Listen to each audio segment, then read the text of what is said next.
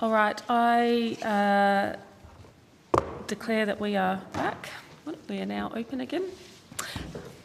Can't remember the turn of phrase that we use. Resumed. We've resumed. And we are continuing with questions in higher education. Senator Kovacic has the call. Thank you. I want to ask about prioritisation thresholds and ministerial direction 115. At the last estimates, you had a discussion with Senator Sharma that indicated that 23 providers had exceeded their prioritisation threshold, I believe. That was in December 2025. What is the number at now? Thanks, Senator. Sandercock will be able to help us with this. Thank you, Senator. Karen Sandercock, First Assistant Secretary, International Division. I think we can give you updated data, Senator. So as of 23 January, 58 higher education and vocational education and training providers are above the 80% prioritisation threshold. Okay. So it's over double what it was in December. So 58? 58, that's okay. right. Can you give me an indication as to what the process was for determining the 2026 NOSC allocations globally at 295,000, and how did you arrive at that number? And thinking about that, what considerations were taken into account, what weight they were given, and who ultimately made those decisions? That was a decision of government, Senator, taking account of a range of factors in setting the national planning level. I'll ask Dr Oliver to add further detail, but for instance, it takes account of forecasts on net overseas migration, government's aspirations in terms of the size and shape of the managed growth international education program and other policy considerations. Okay. Thank you. Senator Damien Oliver, Assistant Secretary, Managed Growth. The 295,000 national planning level for 2026, as Ms Sandercock said, was a determination of government. That 295,000 was allocated accordingly between public universities and the other higher education providers and vocational education and training providers. Working from the 2025 allocations, a number of kind of determinations were made around how to adjust allocations. In the case of... And how would you do that? Like when you make that determination to adjust them, is there what kind of weighting factors or formulas are used for this and sort of across the board? Yeah. Each of the sectors within international education operates quite differently and responds differently to various shifts in overall student demand, as well as the various levers that have been applied from government in terms of changes to integrity settings. And so that's why each of the sectors, the universities, other higher education providers and vet providers, had a kind of different approach to determining their sector increase, and that overall then led to the overall 295,000. Okay. So, to that, Senator, I would say that government very specifically made available an allocation for public universities that they were able to apply for on the basis of some identified criteria. You might recall that process was conducted last year through guidelines articulating the government's priorities for universities to invest in student accommodation for international and domestic students, to increase their diversification and particularly to focus on Southeast Asian engagement and to support regional growth. Thank you. And just going back to that, the relative weighting factors or formulas, can you give me any specifics around what they look like or provide that information on notice or whatever is, if you have it there, I'm happy for you to table it. Yes, happy to say a bit about that, Senator. So in relation to vet providers, the total increase in places was 3,750. and that represented a 4% increase. It's actually our colleagues in the Department of Employment and Workplace Relations that are responsible for management of vet allocations, but they applied a consistent formula for increases to large providers and instituted a small provider pool for the management of those providers with allocations of 100 NOSCs or fewer. In the case of other higher education providers, a number of changes, a sort of series of steps were carried out. Sure. So, just going back to that vet, what formula do they actually use? Do you know? I don't have the exact details. So, if you could provide that on notice, thank you. Yeah, happy to. Yeah. In relation to other higher education providers, 3,750 additional places were made available. That represented an overall increase of 12% for that sector. Most of that increase was actually consumed by increasing the minimum NOSC allocation for higher education providers. In 2025, that had been 10 NOSC. And that was increased to 50 places.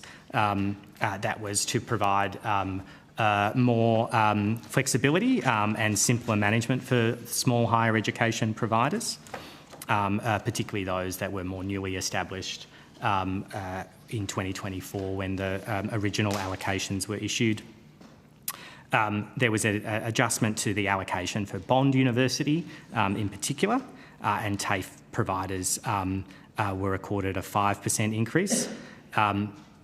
In terms of the other remaining providers, they were received an average increase of 3% on their 2025 allocation. Okay, thank you.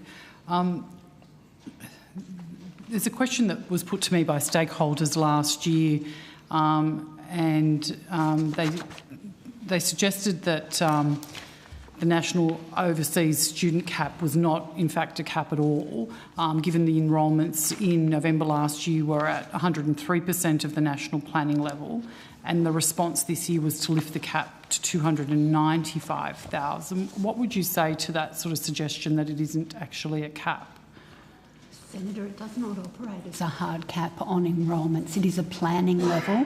It is intended to guide the student visa processing of new overseas student commencements at higher education and vocational providers. But it is accurate to describe it as not being a cap. Okay, thank you. Can you explain to me the process for determining the 2026 National Overseas Student cap allocations for each provider?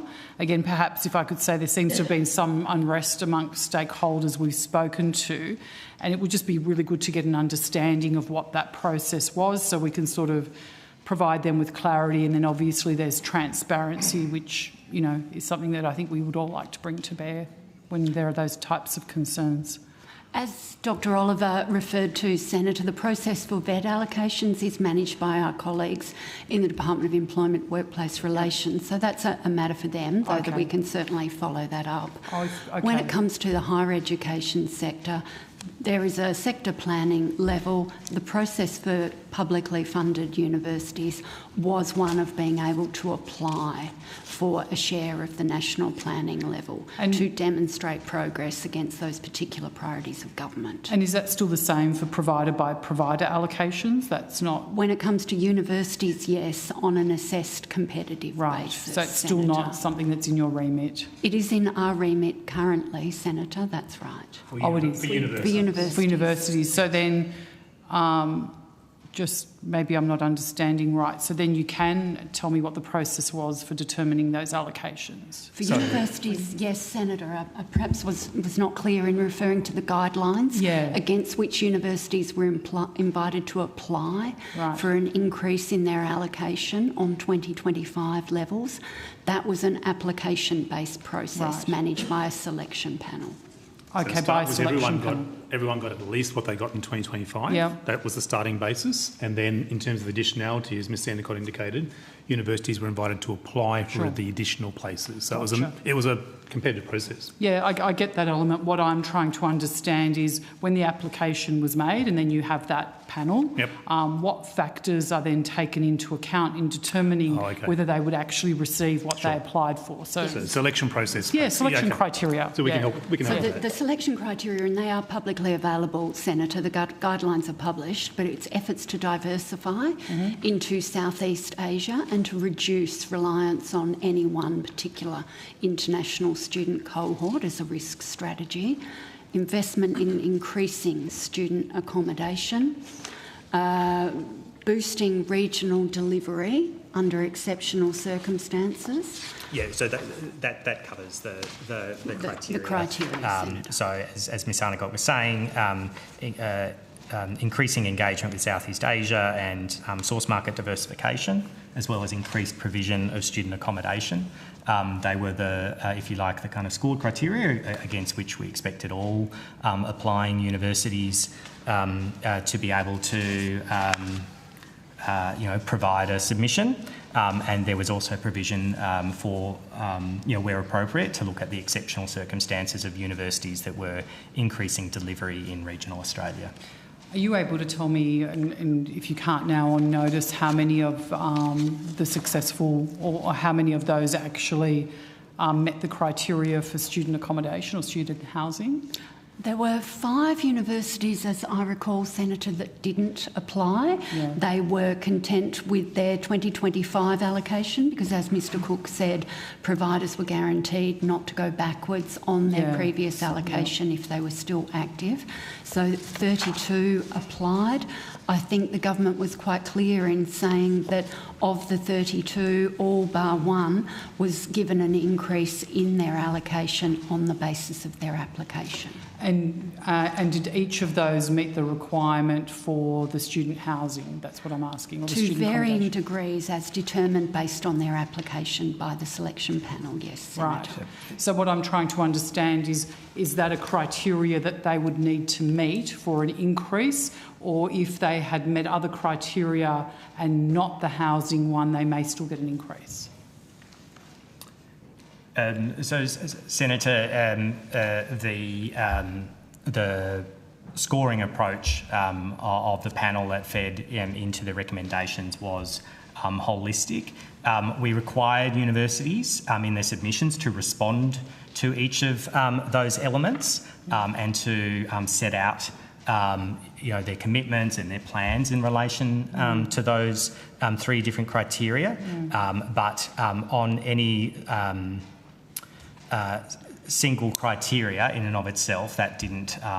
They were scored, and it was a kind of final score that then fed into an assessment on recommendations. And this is kind of why I'm drilling down, because whilst, as you rightly say, the criteria is published, there's a lot of feedback from stakeholders that it's some kind of a black box, the application process, and while the criteria is published, they don't really know why they got what they got.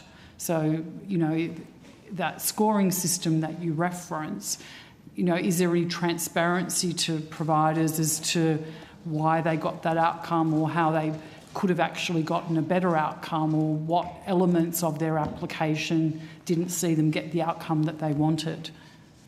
Certainly, Senator, where we've been approached by universities for feedback on the outcome of their application, we have engaged in that level of detail to provide them with advice that underpinned their allocation. Oh, okay, so you've actually given them feedback? When we've been approached and so when they've asked you why? Sought. Okay. That's right, Senator. So, Senator, if I can explain the process, once the recommended allocations once government had agreed to the allocations, government wrote to the universities advising them of the outcome and inviting them to make contact with the department to seek further information if they wanted about their application. Okay. And do you expect the process will be the same in the future under an ATEC or under the ATEC? Well, that's really a matter for government, Senator, noting the ATEC legislation is still in preparation. Right. There'll be further amendments in due course to set out the responsibilities of ATEC in relation to international student allocations. All right, thank you. Did you need to retain? Oh, perfect. Okay, I want to ask some questions about the implementation of the Education Legislation Amendment Act last year. How many courses have been automatically cancelled under the automatic course cancellation provisions in Section 92A? No courses have been cancelled, Senator. Thank you. Has the Minister otherwise issued an instrument specifying courses for automatic suspension or cancellation down the track? Not as yet, Senator, no. Are you aware of anything in the pipeline? Not to my knowledge, no. Thank you. Have any of your ministers or their officers sought departmental advice in relation to the potential application of these new powers? And if so, do we have an indication of when those powers we would expect those powers to be exercised? As you'd expect, Senator, implementing the provisions of that bill and now Act is a priority for government. We, of course, have had a range of conversations about next steps. A key focus has been implementing the ban on agent commissions for onshore transfers, and you may have seen that government has issued an instrument in relation to that. I'll ask Ms Kozadinos to go to the detail of that. Other arrangements are still under discussion and consideration because, as you'd expect, we'd be looking to provide government with advice as and when requested, with clear underpinning evidence to inform government's consideration. Okay. Okay, because I think and perhaps this is a question to the Minister, at the point in time when this was going through, our understanding was that there were day one ministerial cancellations planned. Has that changed, Minister? Oh, I mean, it's clearly changed if there have been none. Yeah. As the official said, there's evidence that needs to be collected, and all of the work is under consideration. Okay. All right. I want to ask some questions now about the implementation of the ESOS and integrity reforms targeted at ghost colleges and unscrupulous operators. What steps has the department taken to ensure itself that these operators, this targeting hasn't actually filtered through to legitimate providers, that they haven't been captured under these activities? So, Senator, you're referring to work that's undertaken by the regulators, TEXA for the higher education providers and ASQA in the case of the vet sector. So it is really a matter for the regulators, but you'd be aware, of course, that there's been significant action that's been undertaken in the vet sector by the relevant regulator, ASQA, and that builds on the work that was done by government in establishing a tip-off line and a full integrity unit within ASQA. We would have to refer to our colleagues in the Department of Employment and Workplace Relations for more details in that regard. And of course, TEXA is available later to talk about joined up efforts. So there's no departmental oversight in relation to that? We're not the regulator, I know you're Senator. not. I know you're not. I'm just asking if there's any departmental oversight. And because this is regulatory activity, it's actually TEXA, nothing to do with us. Okay, yep. So nothing at all? No. All right, thank you then. I won't ask the rest. We spoke earlier about the reallocation of funds from Australia's Economic Accelerator, and regardless of the correct historical terminology, I would say only that sector stakeholders are describing it to us as a cut, so they're saying that it's a cut.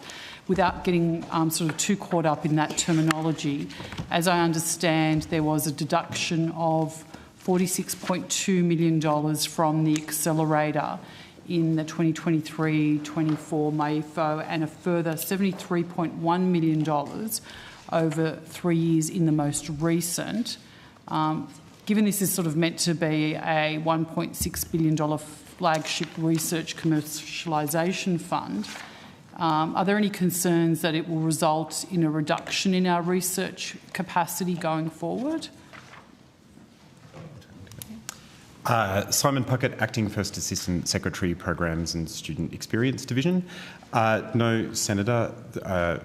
The Economic Accelerator was delayed in its first round in terms of rolling out the first round of grants. That led to an underspend of the program that was subsequently carried over and unallocated for future rounds. I'm very pleased to say that we've been able to catch up in that program cadence. So while that money sat unallocated, we have been able to catch up with subsequent rounds and continue to produce rounds around $189 million a year. And as I believe they mentioned in the corporate session this morning, that unallocated funding was then redirected to other priorities in the department. Okay, thank you. Do you have an estimate of the number and value of commercialisation projects that aren't proceeding through AEA, Seed, Ignite and Innovate as a result of sort of that gap or slow start or whatever? No, Senator. As I mentioned, it was unallocated, so we got those figures. So they've all been captured through that? So effectively you've caught up, so nobody, there has been no gap, no loss, no That's right. We cut. just opened round 3 a couple of weeks ago of Ignite, and we're in the process of considering round 2 of Innovate at the moment. Okay. Thank you. Science and Technology Australia warned last year that this like $46.2 million, and they called it stripping, undermines confidence in long-term research investment. So how does that sort of align with the comments that, so that's confusing for me. There are these organisations saying it's cut, it's stripped, it's this and that, and you're telling me no, that actually hasn't happened, it was just a slow start. So does that mean that the money that was allocated last year that was unused, that they may have perceived as a cut, has now been added to this year's program, or has that money been lost and not used? So the money, as Mr Puckett indicated, has been used for other purposes. Other purposes, Senator. so not for this program? So the program is now effectively, because of the delay, we've begun the process or continued the process, but that money that was available first is no longer available. So then they are kind of right in saying that that money was cut from research because the program was slow to start, research didn't get it. It is caught up, like now this year's funding is up to date, but that still doesn't that mean that last year's funding was lost or cut?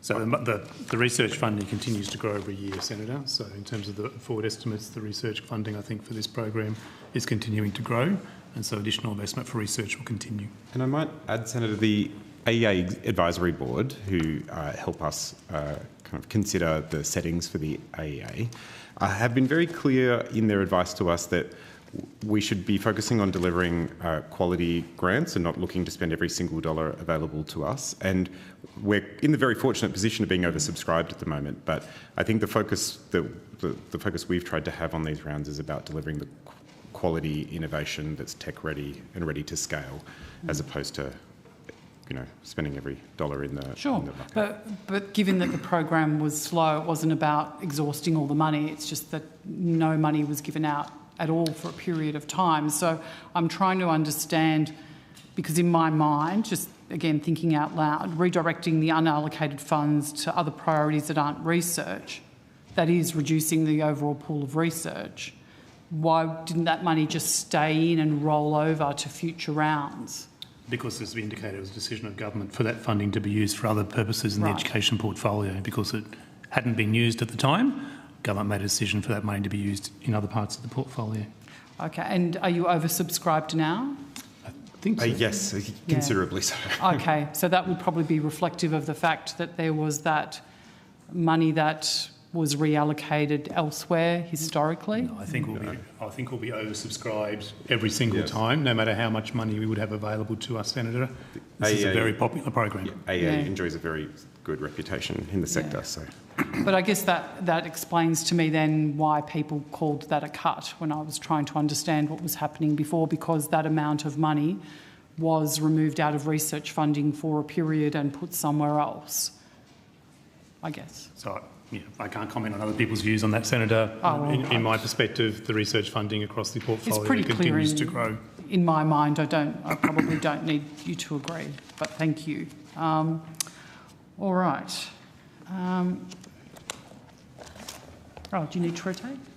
Not to rotate, I just indicated to the next witness that we likely have them a bit early, so I just want to check in on how you were going. Probably about 5-10 minutes. Okay. Is that okay? Yep, perfect. All right, so, sorry, I've just lost my place.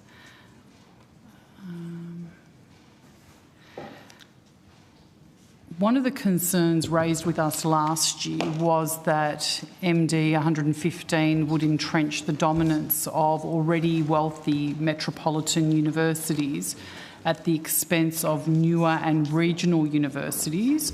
What evidence are you seeing to prove or disprove that trend either way, or that suggestion either way?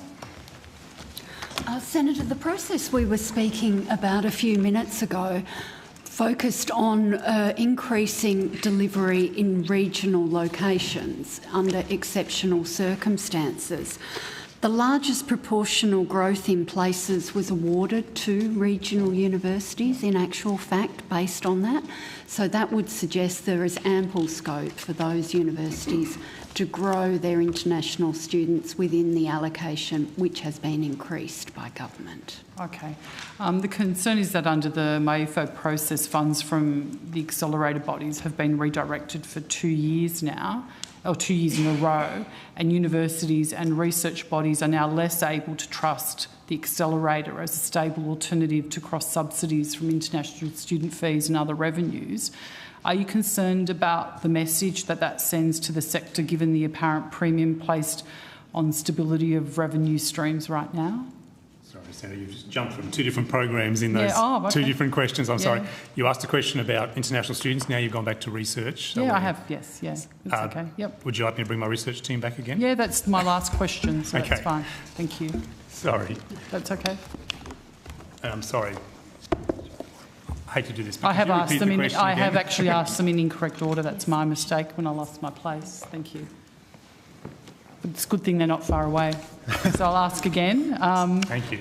There have been some concerns expressed that under the MAIFO process, funds from the accelerator have been redirected for 2 years in a row, and universities and research bodies are now less able to trust the accelerator as a stable alternative to cross-subsidies from international student fees and other revenues. Are there any concerns, or have you looked at the challenges about what message that sends to the sector, given the apparent premium that is now placed on the stability of revenue streams? Senator, I think my only comment on that is, as a result of the very strong popularity of the program, universities still value this program very strongly. Yeah. So I'm not getting a sense from the sector in relation to your question, anything other than they value the program and they'll continue to apply for that program. And the forward estimates, is very clear around the allocation of the funds, hundreds of millions of dollars for the program going forward. 189. Yeah. So you're not getting any of that type of feedback from them? I'm not, Senator, no. Yeah. And do you anticipate, or are you worried about reductions in the future, given that you are now oversubscribed and obviously expect to be oversubscribed for a long time, which is probably a nice thing in some ways? It'd be nice to have a bigger pool, though. Sure, Senator. I'm sorry. You've heard this before, but any future budget decisions will be a matter of government. Of course. All right. Thank you, Chair. I'm done. Thank you very much. That concludes our questions under outcome 2 for higher education. So all officials who are here for that are free to depart. We'll just take a moment as we call the ARC to the table. Would you like some popcorn?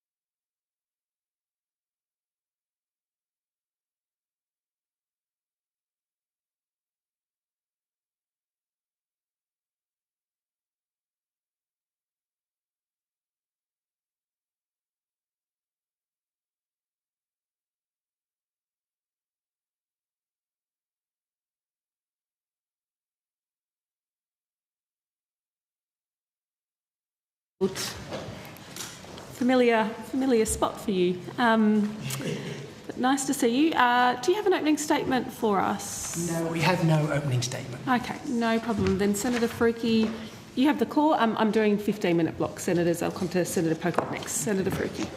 Thank you very much. Good evening. Thank you for being here. Last month, you announced major delays to all your grant schemes. Most will now take up to 4 months longer than before, as far as I can see in the announcement. The linkage project scheme, which the ARC has previously promoted as having short turnaround times to encourage industry involvement, will take almost a full year, which I think is up to 5 months longer than before. And the basic research project grants, the discovery projects, will take 16 months. That is half the duration of the funded grant itself. Researchers have told me that these timescales are completely unworkable for cutting-edge research and for planning. And you have indicated in your announcement that these massive delays are because the new ARC legislation has additional requirements where matters of national security, defence, or international relations arise. So I just wanted to find out more about, in what fraction of grants do such matters arise? So, Senator, I will begin and then I will hand over to my colleagues. It is absolutely the case that because of the amendments to our legislation, we are the funding body that is, if you will, at the forefront of having to take account of matters of countering foreign interference in the grant applications that are put forward to us. It is, in fact, a very complex and detailed issue, and it is unfortunate, but I think inevitable, that therefore the processes of making grant decisions will take longer. Now, I think as universities, as the authorising bodies start to understand this better, I'm very hopeful that we will be able to speed this process up. So my question was, what fraction of grants do these matters arise in? Because I do understand that there are very few cases that need to be assessed that deeply. Well, there are more cases that have to be assessed. It is true that on our early experience, and we only have early experience at the moment, it is a small minority of cases that present a risk.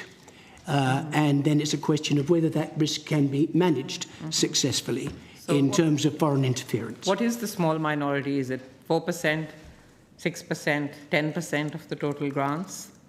I can't give you an answer at the moment because the Minister has not yet made any decision and any parliamentary statement not to proceed with a grant on the basis of foreign interference. So I have no statistics to give you. Perhaps in a year's time I will be able to do You said it's a small number of cases, but you have made this decision to delay everyone because of a small number of cases? We've made a decision to give more time because in every case you have to make this assessment. You don't just make an assessment on a 1 or 3%. No, but you can pretty easily tell which case you have to make an assessment in or not if there is no kind of, but you just said... I shall hand to my colleague, Senator. No, you said there would be minority of cases. It will be a minority, yes. Yes. So then you when want to come in, Anthony? So Senator Anthony Murfitt, Deputy CEO of the ARC. So just some statistics. So since the introduction of the new legislation in 2024, there have been no applications that have been denied under those new provisions. As our chair has said, under the current rounds, and as you've seen with the scheme, there's a small proportion that are there. It's definitely less than 10%, but we're unable to comment. These are matters for the Minister and for the government to consider. On the timeframes, one thing I would like to highlight, and you saw this with the last 3 rounds, is the ARC is looking to announce the bulk or the majority of cases or applications that are successful in a round. And if there are applications that need further due diligence, they'll need to be considered by government. So the process that we have and the timeframes is we recognise that the sector wants to have applications and know the success or not of their projects in reasonable times, and where there are not need for further due diligence and applications successful, we will look to announce them as soon as possible, and that happened with the last 3 rounds that we've announced last year. Yeah, I'm just a little bit confused because before you announced these changes, you were still processing grants within 9 months, am I right?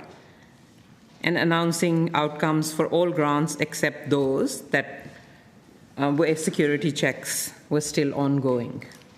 So why can't you continue to do that? I think, Senator, the answer is we now have experience. We know how much time it is taking to go through these processes. Okay, so you can't do them in 9 months anymore, which you previously have done? The requirements we now have to go through in terms of assessing whether any of the grant applications raise risk issues in terms of foreign interference are more extensive and more time-consuming than we had imagined. That's why I think we took the very important step, which has been welcomed by the sector, of not holding up those programs and grants which can be agreed, while the small proportion of ones where there needs to be further due diligence are being considered. Yeah, so that's what I'm asking. Can you do, you have been doing that already. Why can't you continue to do that? Why are you saying that we will continue to do that? You will continue to, so some might have an outcome earlier? Yeah, we will continue to do that. We realise it's even more important that we can continue to do that. But on the basis of the experience over the last 12 months, it is clear to us that the process is more time-consuming than was imagined. I hope we will be able, with time, to reduce that. As universities in particular understand better what is required of them, my hope is that we will be able to reduce that timetable again. But I just want to clarify, you're still saying that some grants might be approved in the earlier time frame, but others might not, even though you have announced that everything will take longer. Yes, so Senator, my name is Professor Ute Reusner. I'm the Chief Executive Officer of the IRC. The grant calendar gives a window of announcements, and of course we will work very hard to announce as early as possible, because we know that there is an impact to our research sector in delayed outcomes. So we are fully aware of that, and will work with government in processing outcomes as soon as possible. Okay. And Professor Shergill, you said that in time you would like to reduce the time frames. So what steps, how are you going to reduce them? Is it just the understanding of the government, or do you need more resources to be able to have more people assessing? Like, how would you do that?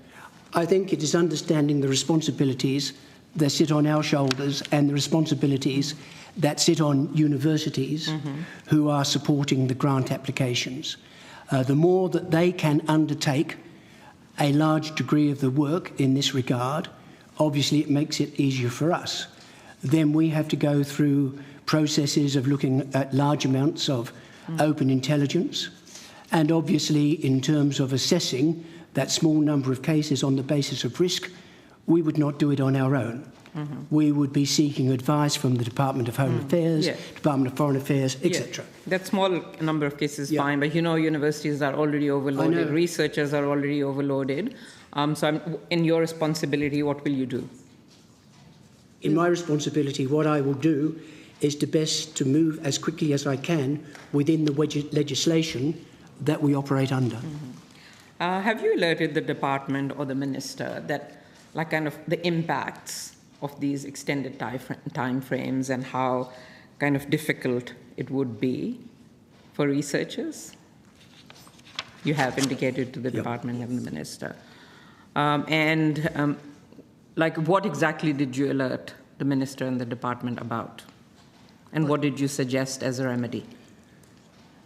Well, without going into confidential detail, we're obviously discussing with the minister the process that we have to go through to apply the legislation under which we operate in terms of identifying potential risks for countering foreign intelligence. He is very well aware of the processes that are in train and is well aware of why at this stage we think it is good to signal to the sector that we will require further time. And have you discussed these timeframes and possible solutions with the research sector as well? And what has their response been? To answer that, so we are in regular communication with predominantly the DVCR, so Deputy Vice Chancellor's Research of the universities, keep them informed as much as possible through either the Universities Australia DVCR group or in individual meetings we have with DVCRs as required. So we definitely communicate. So you're having conversations strongly, with them, and have they expressed their concerns to you? Yes, of course. They have. I mean, ARC used to be subject to timely transparency measures to declare which grants were approved and which they vetoed within a 2-week window. And so now the operation, I guess, is over 3 months for outcomes to be announced. I think you did say earlier you might try and do that. Can you do that like in a staged way? It's not the 3 months it takes for outcomes. Yeah, that's what it's still within, if funding outcomes are approved, we have to announce within 21 days. Within 21 days. That's so it's not 3 months required. 3 month windows for the to be announced. It's 21 days. It takes 3 months longer to reach an outcome position. Okay, but the outcomes will be announced not in 2 weeks now, in 3 weeks. Well, that's the maximum days we have. Yeah. 3 weeks. So you've changed it from 2 to 3 weeks. It's been in the new legislation 21 days post approval of funding outcomes. So it is in 3 months then. I just wanted to clarify that. So Senator, can I just clarify? Because it's about when the grants are approved, and it's 21 days from when the grants are approved. Where there's a due diligence process, those applications are not deemed approved. The point where we're highlighting is that where there are grants that are approved, we adhere to the 21 days, and they are the vast majority of applications. The other thing that the ARC does do in announcing when they make these announcements, if there are delays due to due diligence, we do engage with the universities to let them know that that is the case. And the other thing that the ARC is also doing as it works through this process is have a look at our guidelines. So we released guidance to the sector in late 2023. As we go through this, we'll also be engaging closely, as Professor Shergold had said, is to share our lessons so universities are aware of the information we're looking for, because it's all about trying to get to expediency, because ultimately the universities are responsible for looking at their researchers, the information that's being put forward, and we'll continue to do that in close collaboration. Okay, just last thing quickly to clarify, what you're saying to me is that the time frame for making a decision on the outcomes has increased, but the window within which the announcements will be made is 3 weeks. Maximum 21 days. Yes. Maximum. Yes, which is 3 weeks, right? Well, could be less maximum, but it could be less. Yeah. It could be less. Okay, thank you. Oh, sorry, I have one other quick question, Chair, if that's all right. Very quick one. Go for it. And you might take that on notice, but I will ask it. What Australian Research Council grants between 2021 and 2025 that involve non-human primates have been awarded? You may not have the list here. I'm almost certain we will take that one on notice. Yeah, okay. I'll put a couple more on notice then as well in similar lines. Thank you. Thanks, Senator Faruqi. Senator Pocock, you have the call. Thank you, Chair. Thank you for your time tonight.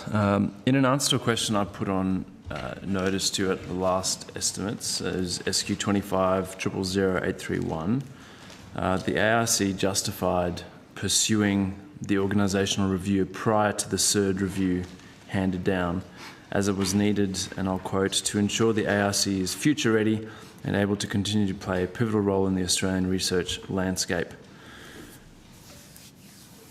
I'm a bit confused how cutting roles at the ARC is consistent with this, considering that the new ARC Act came into force in the middle of 2024 and included a large expansion of the objects of the organisation. Sorry, Senator, the question is why we did not believe we needed to hold up the review of the NCGP to await CERD. I just want to make sure. The organisational review. That was a question. No, the organisational review, that's fine. Sorry, no, the question on notice was that. And you said to ensure the ARC is future ready and able to continue to play a pivotal role in the Australian research landscape. But my question tonight is, my understanding is that the ARC Act that came in force in the middle of 2024 actually expanded what you need to be doing. So how is cutting staff in line with an expanded remit? How are you going to do all this work with less people? My CEO will answer. Yes, so I can respond to that, Senator Pocock. The review focused on aligning staff levels with APSC's optimal management structures, which is a common response for an agency to do that regularly, and to ensure that we have the right people at the right level to support our early stage research funding for the benefit of the Australian research sector. Under the final approved model, 21 positions were removed, with 15 positions created, which means a net reduction of 6 roles. However, this will allow us to review the functions and capabilities we have to establish within our ASL CUP. So this is not really to cut positions, it is to develop capabilities with new functions, like research security is one of those areas we have to grow capability, which we currently don't have in that extent. And how was that done? Was that just a sort of spill and fill, or were people made redundant and then you ran a process to find new people? We had a round of voluntary redundancies offered, and we had 7 staff who applied for... So 7 voluntary? Yeah. And the other 19, was it 26? No, there were 21 removed 21, and 15 established, so it's a net result of 6. But if 21 left, 7 took voluntary redundancies? No, it's roles, it's not people necessarily. Well, that's what I'm asking. So did you just move people, or did you what did this process look like? Put in an expression of interest which of the new 15 roles they might want to take, and of course it was aligned based on capabilities and skill sets of staff. So people just got new titles? Not necessarily, because there's a lot more than 21 staff in the ARC, so there's a huge number who remained in their current roles. Okay. And how does this improve things? We're currently working through the transition to implement a new organisational structure and organisational working model, and by 1st of March we anticipate to have staff placed in their new teams and roles, those which are impacted, which is of course not the whole of the IRC, and then work through transition and identify capability gaps to then recruit accordingly in those new functions we need to establish to be fit for purpose as declared. Okay. And so you've got 5 fewer positions? 6. 6 fewer positions? At executive level. At an executive level, okay. And back to my question from December, in terms of the timing, why are you doing this before the CERD review? We understand there could potentially be big changes through the CERD review. The IRC delivers the NCGP, so we need to be fit for purpose to deliver the NCGP, which is part of an overall ecosystem. We understand that. We are rolling out an NCGP new framework, hopefully, in the coming years, so we need to be ready to do that accordingly with... And you don't think the CERD could change what you need to do?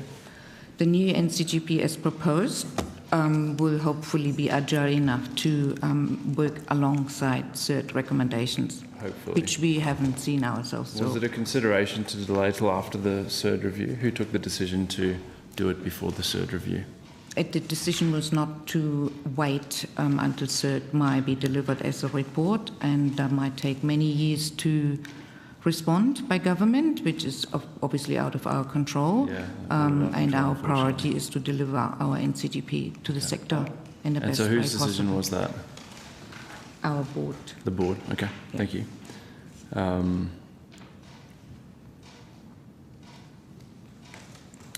And so is there a new organisational structure available on your website? This will be publicised on the 1st of March when it's implemented, yes. 1st of March. 1st of March. Okay, so what's different between now and the 1st of March? We're going through transition, so people are still in their current roles. So the new structure will be officially in place from the 1st of March. Okay, so they get a different role from the 1st of March? A small number of staff, yes. Yes. Okay.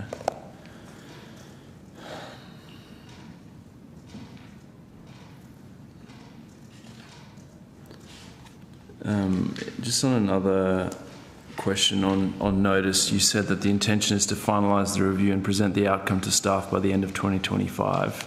Did that happen last year? Yes. So we informed staff on the 17th of December of the final structure and operating model. 17th December.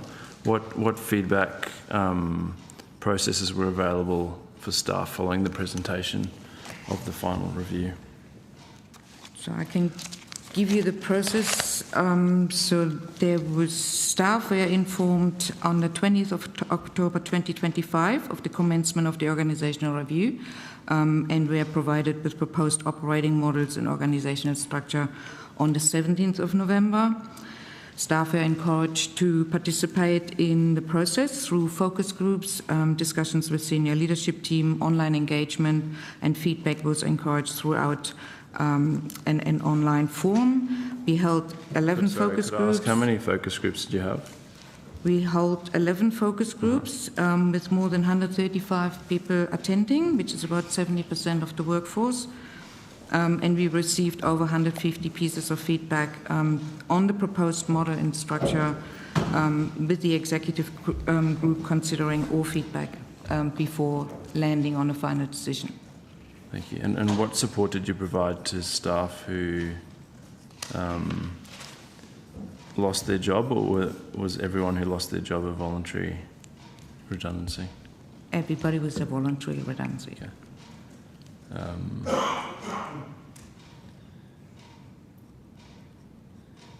One of the things I'm also concerned about is whether or not staff feel as though their positions are under threat if they speak out about what's been happening at the ARC. And I was interested if you or your staff have taken any actions to warn staff against contacting media or senators or speaking out publicly about the risks of the restructure.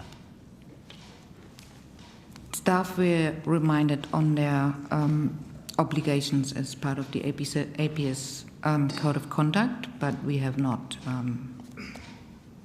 done any disciplinary actions with any staff member. What do you mean by that? How were they reminded of their obligations under the APS? From the CEO to all staff. Sorry? By an email from the CEO to all staff. Would you be able to table that email? I sure will. Take it on notice. Thank you. I think we'll table it. Yeah. We will table it. Okay. Yeah. What was the gist of it? Was it specifically about contacting media, or just generally, you're bound? Generally throughout the process, yes. Part of an email where you send, offer support, moral support, and well-being support. Yeah. Okay. And what was the intention behind that? What do you mean? I'm not quite sure what you mean. Well, an email from the CEO to all staff saying, hey, just to remind you, you're bound by the APS Code of Conduct. If that came to me out of the blue, I'd be thinking, what have we done, or what's going on? I'm just interested, what was the context? What was the thinking behind doing that? Or is that just I don't know, maybe that's just a regular thing that happens? Seems like something you'd have an onboarding and then probably not. Maybe Professor? I think the CEO has said, as we will let you see, it's part of a longer guide to staff about the process. Okay. And can I confirm that was the only occasion that there was communication like that? There were no other informal discussions with staff reminding them that they couldn't speak to media? Not that I'm aware of, no. Okay. Thank you, Chair. Great. Thank you, Senator Pocock. Senator Nampijinpa-Price. Thank you, Chair. I would like to refer to the matter of Dr. Randa Abdel Fattah in this next line of questioning. So this is an academic who, as The Australian has reported, posted on X the statement, May 2025 be the end of Israel. Used a Facebook profile picture of a parachutist with a Palestinian flag parachute the day after Hamas's October 7 attacks.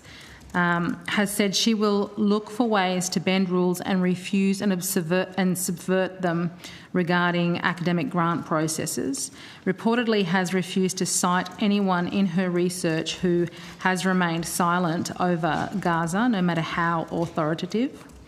Refuses to be quoted in news reports alongside anyone she considers to be a Zionist. Was reportedly involved in the doxing of Jewish creatives and academics. Led children in chants of Intifada, a call for the murder of Jews, and argues that Zionists do not have a right to cultural safety. The Vice-Chancellor of Macquarie University has previously considered she made anti-Semitic statements. So it was reported that the Minister asked ARC to review Dr. Abdel Fattah's future fellowship funding in January 2025. Reportedly, funds were then frozen for 11 months while the investigation proceeded, but the funding was reinstated on the 9th of December as a result of a preliminary investigation by Macquarie University. What I'd like to know was, why was this matter decided by way of preliminary investigation by her own employer and not an independent investigation by ARC itself? Thank you, Senator. I will take that simply because, unfortunately, I think I was the only one here at the time this began. So you are quite right. At the start of last year, there were reports in the media that suggested that Dr. Randa Abdel Fattah had not used the grant that she had received as a future fellow from the ARC in the ways that were intended. And we immediately began an investigation, and then I think within a couple of days, on the 31st of January, you're right, Minister Clare wrote to me at the ARC asking us to investigate that issue. We talked to Macquarie, and then on the 12th of February, we issued a notice of suspension of the grant, not a termination, a suspension. And we then asked Macquarie University to undertake the investigation. Let me explain how it works. We do not employ those who undertake research ourselves. They are employed through the universities. And the universities, in supporting those grants, take on the role as an administering organisation. It is their responsibility to administer the grant. So my question, in essence, is, can you look at the way you have administered this grant and made sure that it is being used for the purposes intended with public funds?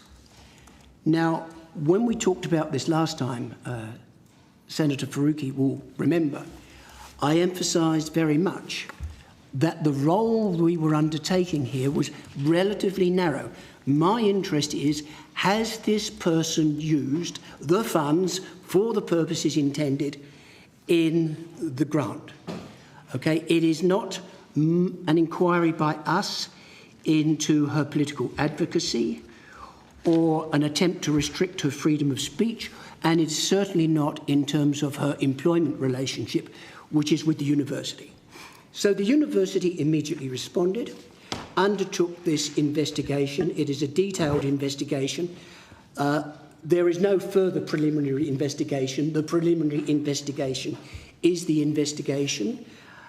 They undertook it through external expert reviewers, and they reported back to us on the 24th of September their clear view that there were no significant breaches of the grant agreement. We then took, I suppose it was a couple of months, to look at that review and go through it in turn. And at the end of that, we were largely in agreement with the review, which is why the suspension was then lifted on the 9th of December.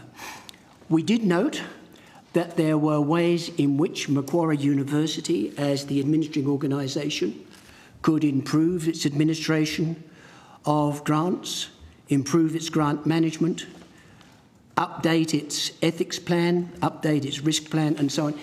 But they were relatively minor, and Macquarie University have agreed and indeed implemented all of those recommendations we have made. So that is the situation, and you are right that Dr. Abdul Fattah's grant has now been continued. So are you suggesting then that the ARC has no responsibility for the ethical use of taxpayer funds? We certainly have a responsibility for the ethical use of those funds, so that, for example, if she had been seen to breach racial discrimination legislation, as an example, then that would have certainly been the case. Obviously, Macquarie University, as the employing university, will have a different set of questions in terms of their employment relationship with staff. But my goal must be to protect public funds that they have been used for the purposes intended, which was for her to undertake a study of Australian Muslim social movements from the 1970s. Are you able to provide for this committee, probably on notice, the recommendations that the ARC, provided to Macquarie University? I can look at that. You will understand, Senator, I'm happy to do that. I will have to seek the agreement of Macquarie University in terms of what they will be willing to make available. Okay. Who conducted the preliminary investigation? Was it another academic or administration or somebody external? Do you know? It was external. Yep. Macquarie recruited 3 or 4 external investigators, but we have no pivot to that information, unfortunately. You're not privy to that information. Okay. What updates did the ARC receive from Macquarie University during the investigatory period? We had a number of discussions with them, predominantly to ask them how they were going with the review. To be frank, I didn't want to be coming back to Senate estimates and saying, well, we still haven't undertaken the review. So I think that they did undertake it in a timely fashion. And most of our discussions, and many of them would have been oral discussions in that process, was just how are you going, how far through the review, when are we likely to receive it? Right, and just for confirmation, in your previous answer, you are suggesting that you don't know who the external investigators were. Let me take that on notice to see if I can give you that. And it wasn't apparent from the report that they prepared? We'll take that on notice. Yeah, I believe that it might be. I'll have a look. Okay, so were you privy to the terms of reference for the preliminary investigation?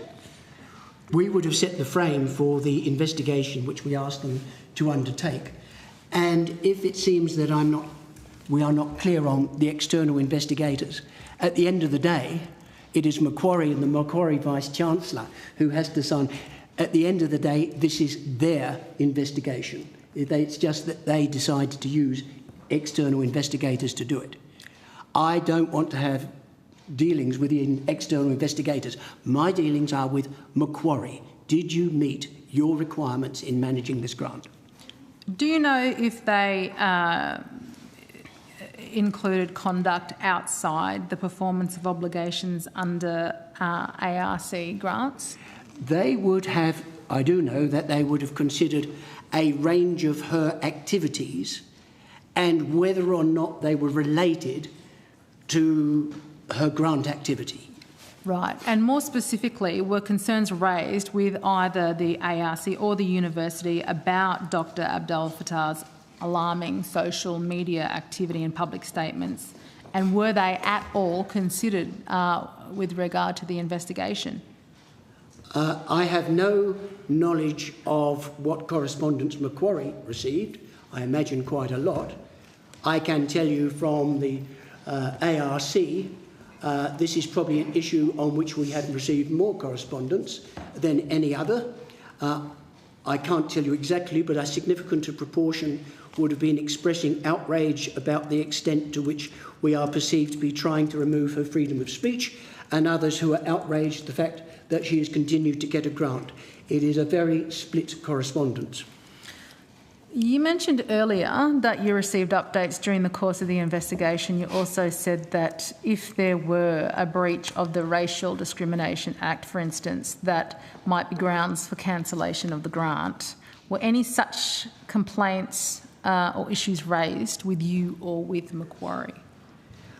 Well, certainly in the correspondence we've received, I would say that a significant amount of that correspondence relates to issues beyond our ambit. They are, about comments she's made, activities that she has undertaken, her political advocacy role, and so on. So I can only, as I respond to that correspondence, say this is what the role of the ARC is. Some of these other roles you need to take up, obviously, with Macquarie University as the employing university. Now, I have to tell you, Senator, absolutely delighted at a personal level that universities, a number of vice-chancellors and chancellors are now taking up this issue of anti-Semitism within the university. I note that the government is looking at ways in which, through legislation or administrative guidelines, it can deal with anti-Semitism within the university sector. My own personal view is it is certainly there. But, of course, what we have to do as an ARC is, all I can give you my assurance is, we will be at the forefront to the extent that there is new government directions, government legislation, at making sure we apply that, or making sure that universities apply that when people come forward with grant applications. Thank you. During the course of the investigation, did you become aware of allegations that Dr. Abdel Fattah had made anti-Semitic statements or otherwise engaged in anti-Semitic conduct? I certainly was aware, which is not impossible to be unaware, that there were people who were arguing that the comments that she was making were anti-Semitic. I was equally aware that she would have denied that. In a sense, I have to remove myself from that and say, what is the role of the ARC and the grant here? It's a small part of a much bigger issue.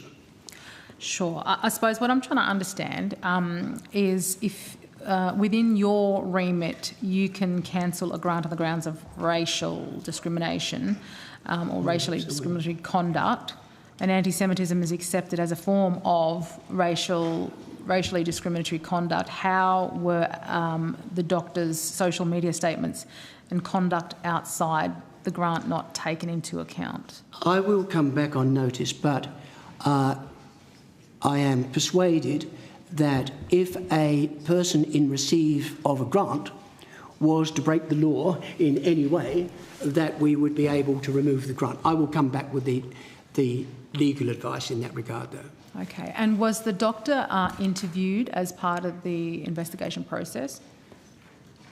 That would be a matter for Macquarie University.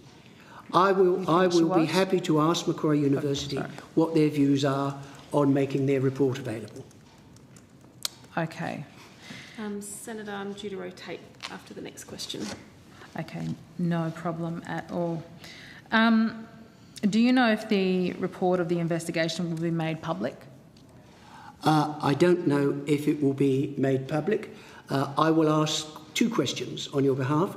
Will the report be made public? And if it is not to be made public, to what extent are you willing to make it available to the Senate Estimates Committee?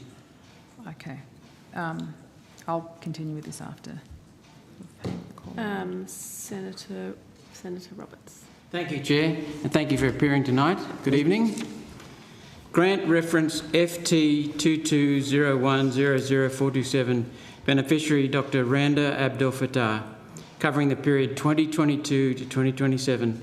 Grant amount $802,000, since increased to $889,275. The purpose of this very large grant is, inter alia, Arab Muslim Australian social movement since the 1970s.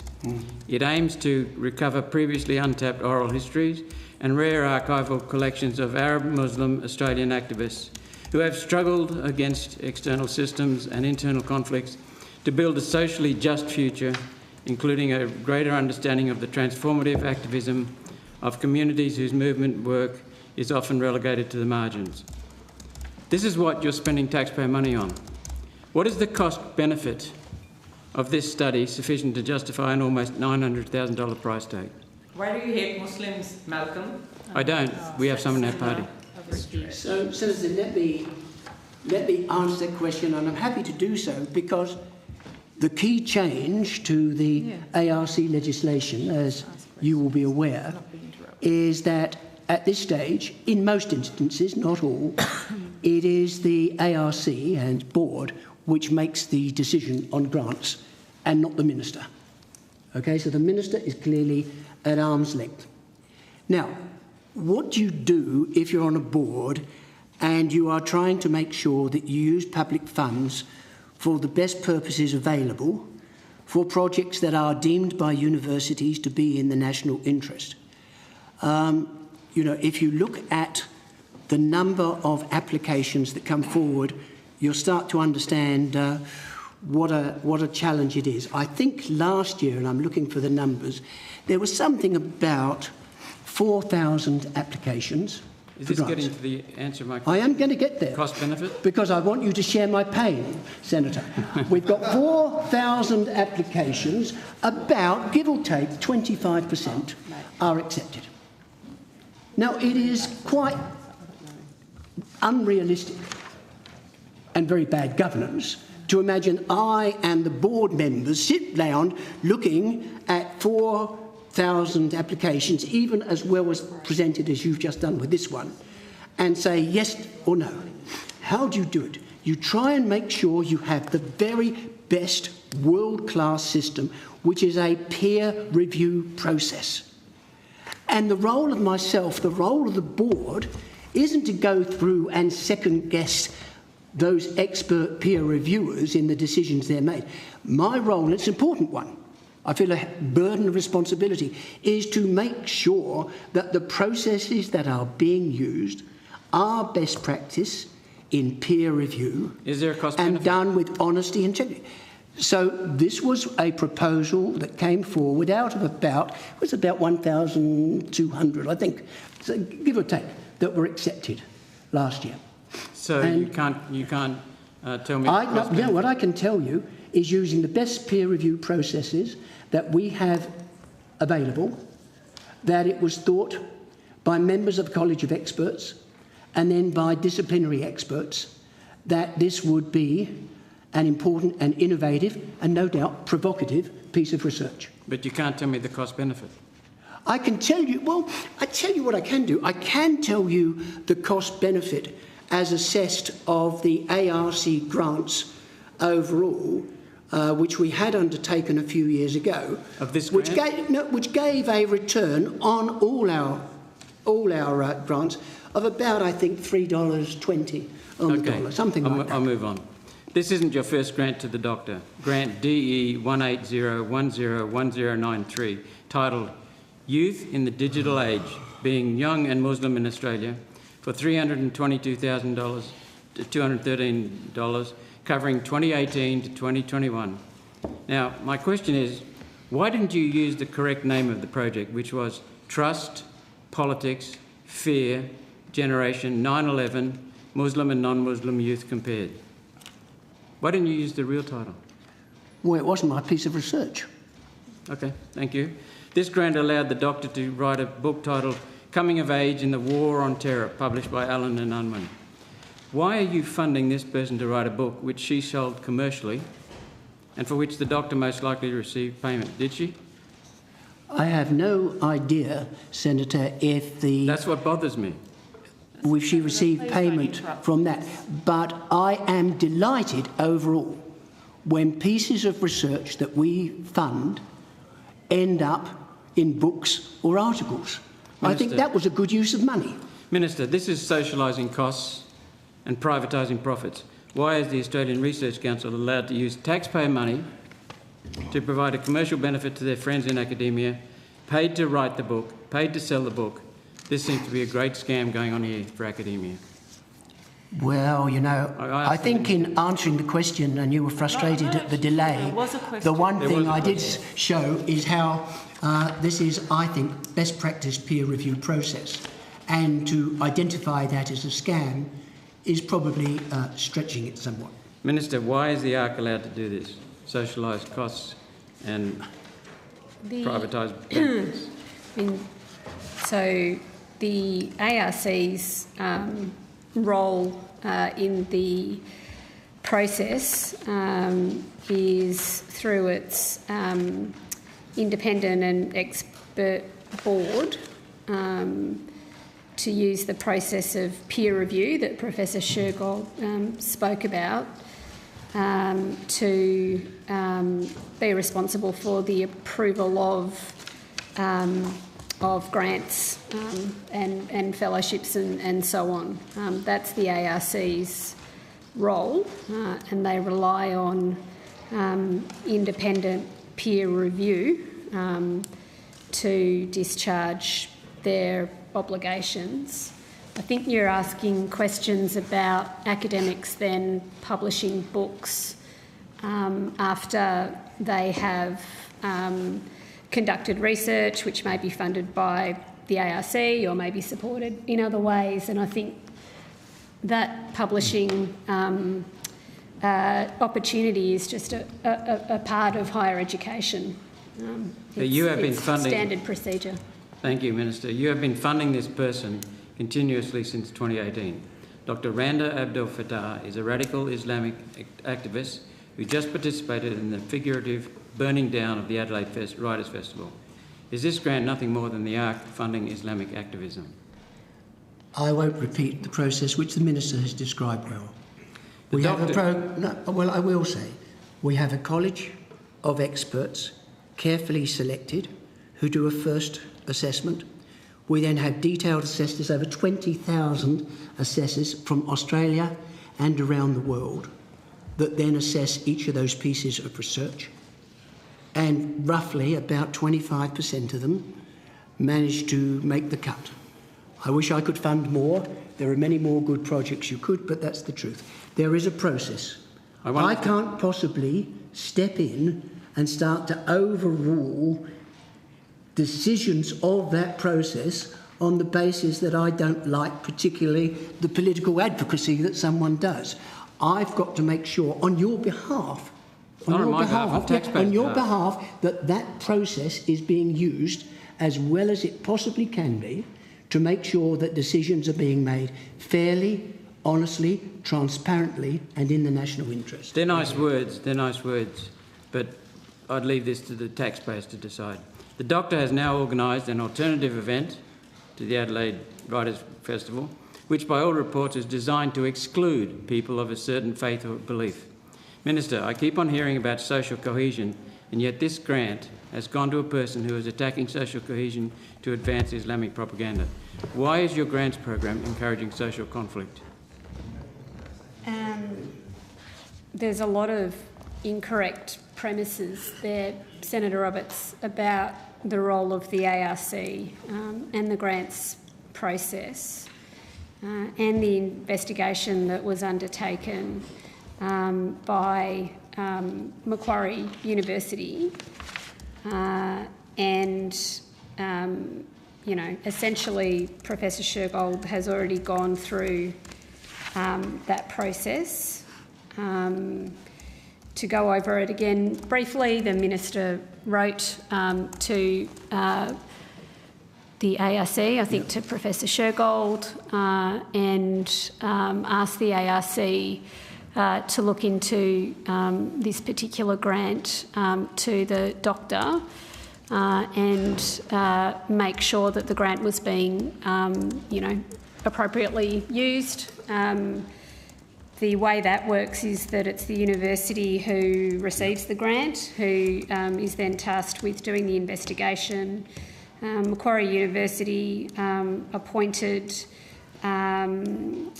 academics, experts to conduct the review, and the review investigated whether the grant funding was being used for its intended purpose. And during that process, the funding was suspended, and the process concluded, and the grant was reinstated.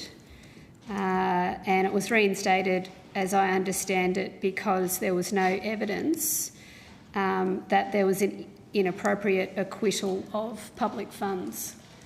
So that's the And the only thing I would process. add, Minister, is of course we will continue to review this grant just as we review all the other grants. Okay, just moving on then. Thank you, Minister. Yes. Senator Roberts is making completely unfounded allegations, unfounded and false allegations on a very respected academic and researcher. And I would really like you to ask him to withdraw those or stop that line of questioning. I'd like to move on, Chair. Senator Roberts, you need to wait for me to respond to the point of order before you can direct the committee to move on. I don't believe there has... I take your point, Senator Fruki, but I don't believe there has been a breach of the standing orders that I can observe, but I would just remind all senators as we continue through this session to do so respectfully of the witnesses and with respect to the topics we're dealing with and to each other at the table. Senator Roberts, you still have the call. I note your rotation ends at 25 past, so if you require another block of questions after that, I'll be rotating and then we'll return to you. Okay. Senator Roberts, you might get through it quickly. Moving on, Dr. Lara Daly, University of Newcastle, grant $528,491 over 3 years, including salary and project costs to study, quote, Aboriginal and Torres Strait Islander knowledge in Australian space policy, using songlines and creation stories, aiming to broaden understandings of outer space by identifying and supporting Aboriginal connections between space and life on Earth to develop culturally respectful and environmentally responsible space exploration, end of quote. How would Aboriginal environmental management be better than what these days is a collective understanding of environmental management that includes Aboriginal management of the environment? Chair, my answer to this and other questions, I suspect, is going to be identical. I can do no more than describe the peer review processes that are being used and hopefully to make it clear why it be entirely inappropriate for I or the board to step in on particular projects on which we would have far less expertise than the assessors to overturn decisions. Thank you, Professor Shergold. That doesn't give the taxpayers much confidence. How would Aboriginal management be better than what these days is a collective understanding of environmental management, full stop? Does the ARC expect Elon Musk to encounter an Indigenous population on Mars for which we should prepare?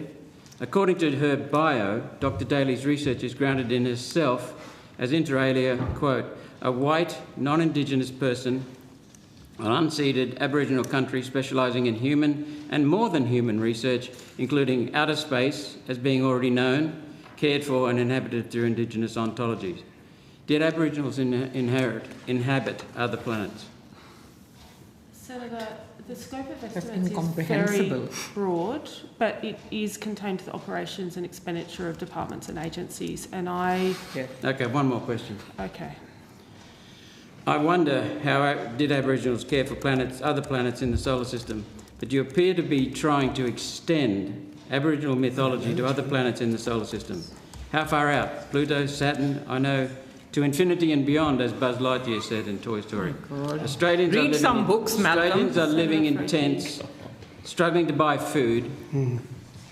Hundreds of thousands of people are struggling. Thousands, tens of thousands are living under bridges and yards. And this is what you spend your $1 billion a year on. Chair, please put us out of our misery. Senators, Malcolm Roberts, please take a moment. Senators, I appreciate all the feelings at the table, but it is important that senators are able to be heard in silence as they ask their questions, as it is important for witnesses to be heard in silence and not spoken over. And I will be enforcing this on both counts. So, Senator Roberts, you have the call to keep asking your question. And senators, please, regardless of what you think of it, please allow him to do so in silence. With Australians struggling, why is it this that you spend your $1 billion a year on?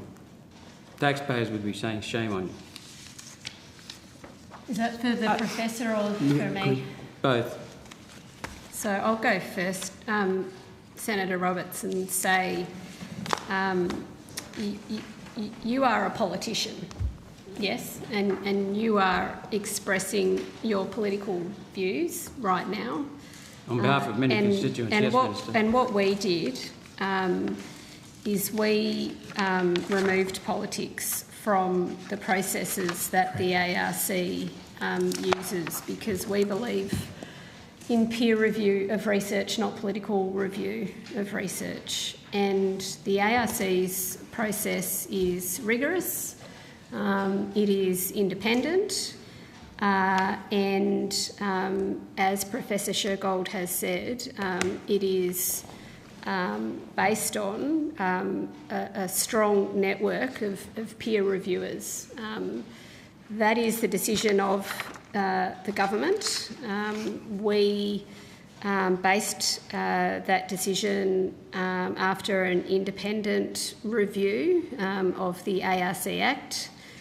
Our reforms came into force from the 1st of July 2024. And we established an independent and expert ARC board to be responsible for the approval of grants and fellowships and the like. And Professor Shergold and his team are discharging their obligations under the legislation to assess grants, applications through these processes, through the panel, through peer review. They are discharging their obligations appropriately, and the government undermines efforts to undermine the trust in the Australian Research Council. Thank you, Minister. So, Senator, you are quite right to be directing the question to me. It isn't a ministerial decision. It is in very large measure a decision for me and the board of the ARC. So you're quite right. And the reality is, as I say, we have about 1,000 grants that were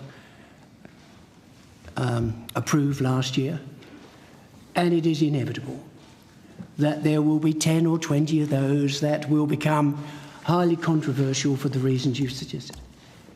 And I suppose my view is, and it's not giving any view on a particular research, the fact that it becomes controversial is not a bad thing.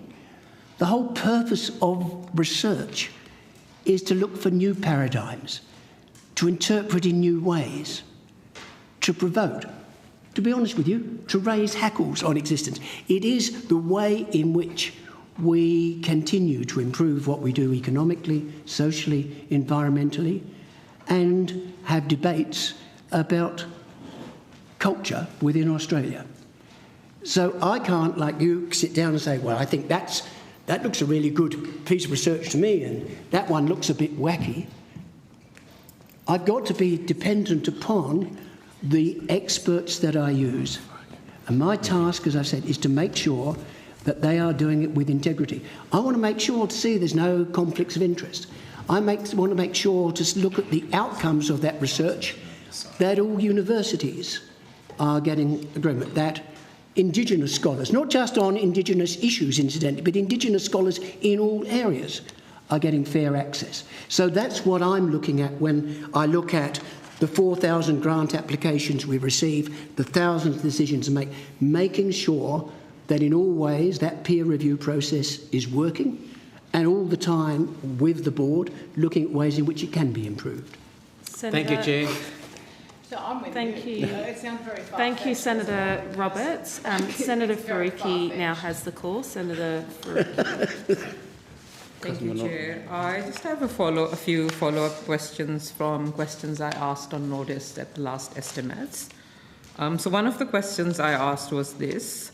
In estimates in June last year, the ARC representatives told me that ARC would do a post-implementation review of the two-stage process of discovery, of the discovery process. Yeah. Researchers have reported very large discrepancy. I raised that discrepancies between the 3 different College of Experts scores for the same grant in the expression of interest phase, and you undertook to analyze this.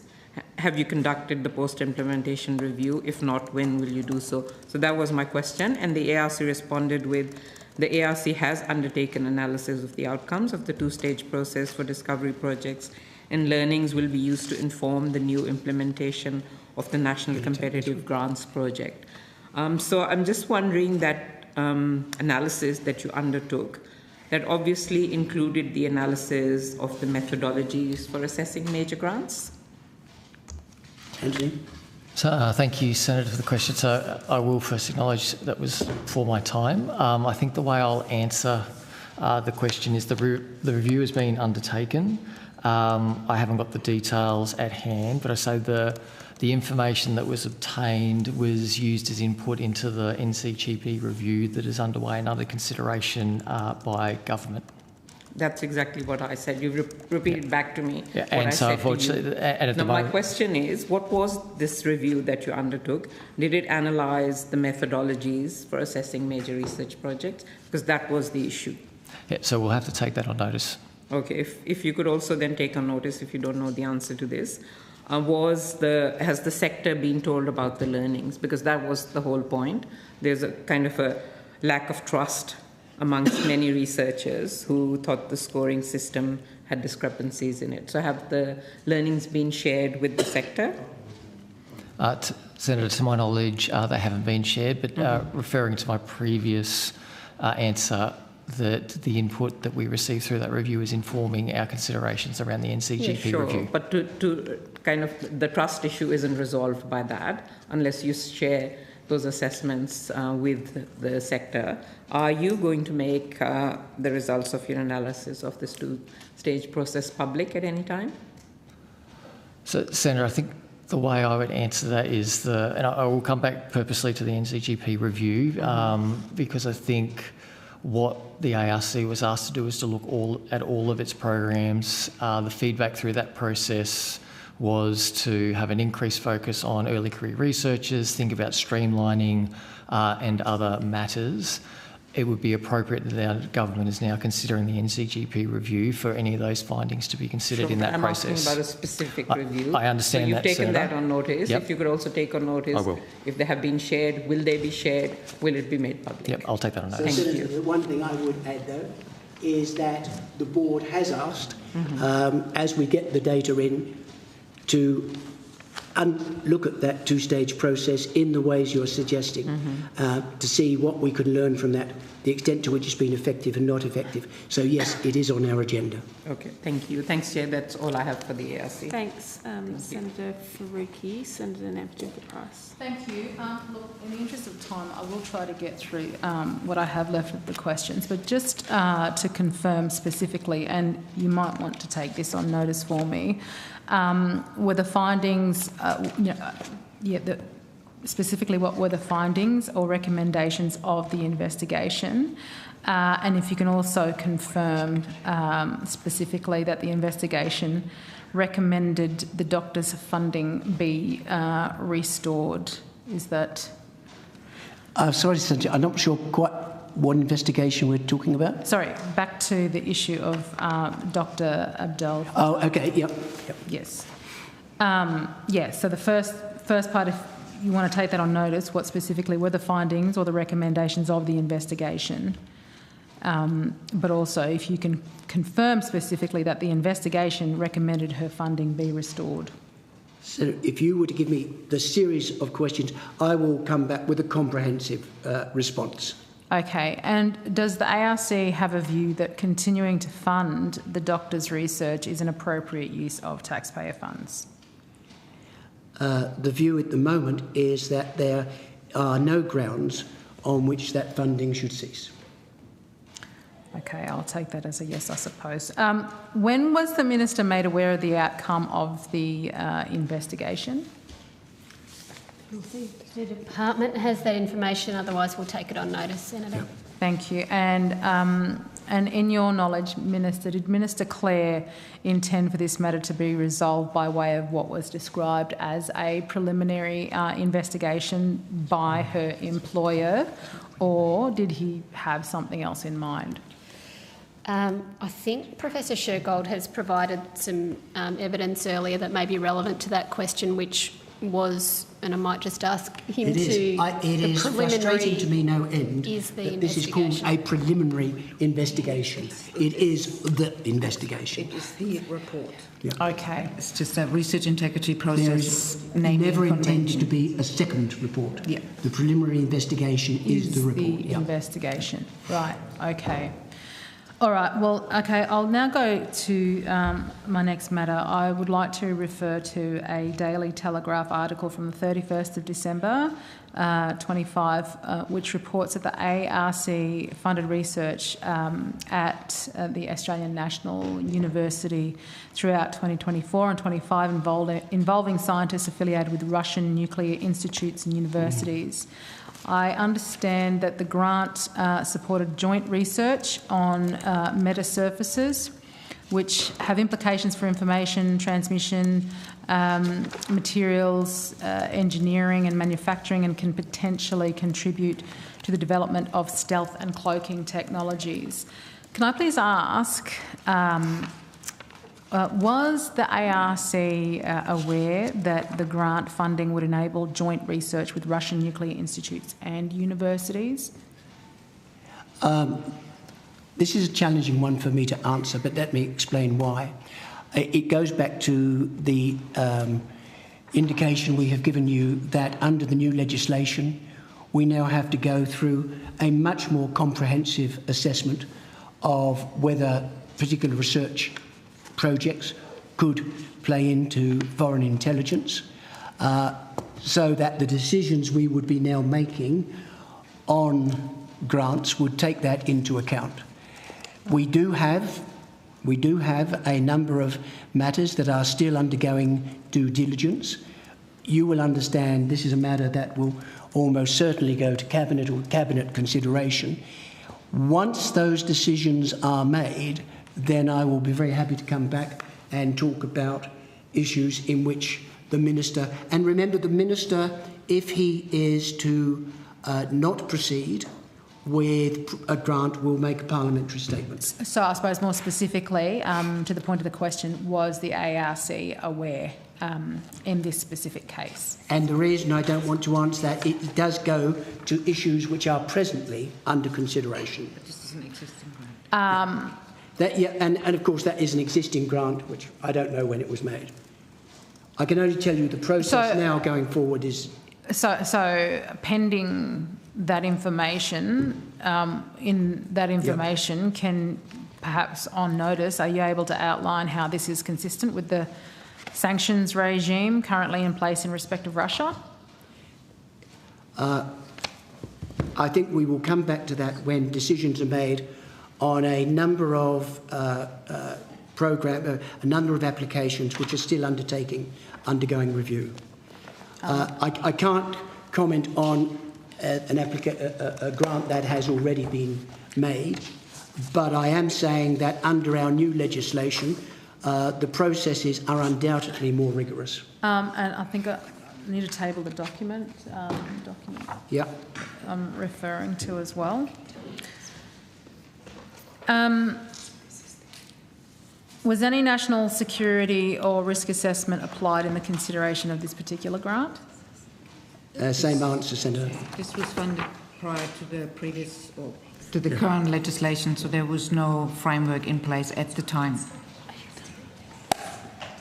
But retrospectively, this will be determined. And so I'm assuming that at some point the matter was subsequently raised with the Minister. So Senator,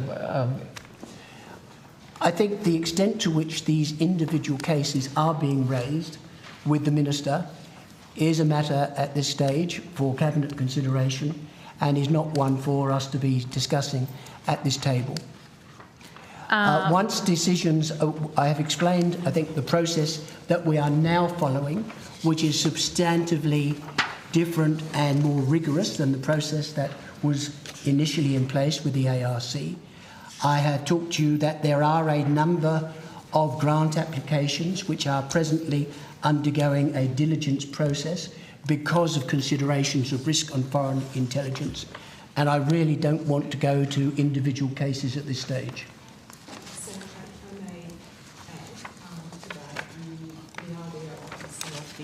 Public reporting on this matter.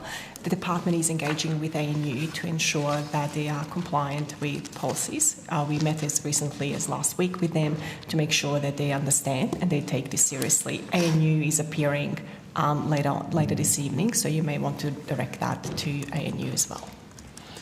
Okay. I suppose, and clearly I'm not asking you to disclose Cabinet deliberations on national security sensitive information. I'm asking you if you could tell me about the historical processes that were applied in the past in a matter that was publicly reported. I think it's fair to say that the processes that used in the past were inadequate, which is why the government has amended the legislation under which we operate. Would this then suggest there were a national security risk had occurred? There was some risk as a result of this, given that those processes were not previously in place? Rather than talking about a past case, I'm explaining that going forward, we will be undertaking the sorts of reviews that I think you expect. Okay. All right. Happy to leave it there. Okay, thank you, Senator Nampijinpa-Price. That concludes our questions for the Australian Research Council. Thank you for spending your evening with us. The committee will now take a suspension for the tea break of 15 minutes. We'll be returning just before 9 o'clock with the... Sorry? Yes? Yes, just before 9 o'clock with the Australian National University.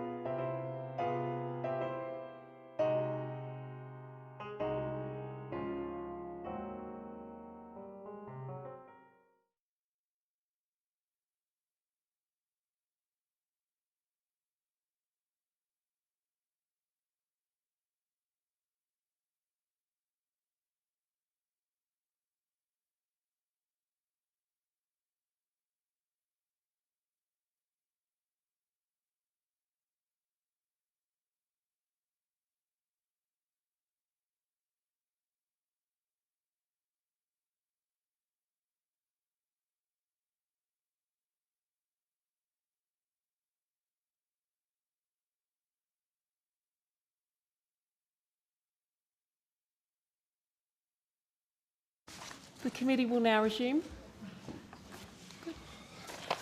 And I welcome officials from the Australian National University, including its interim Vice-Chancellor, Professor Rebecca Brown. Welcome, Professor Brown.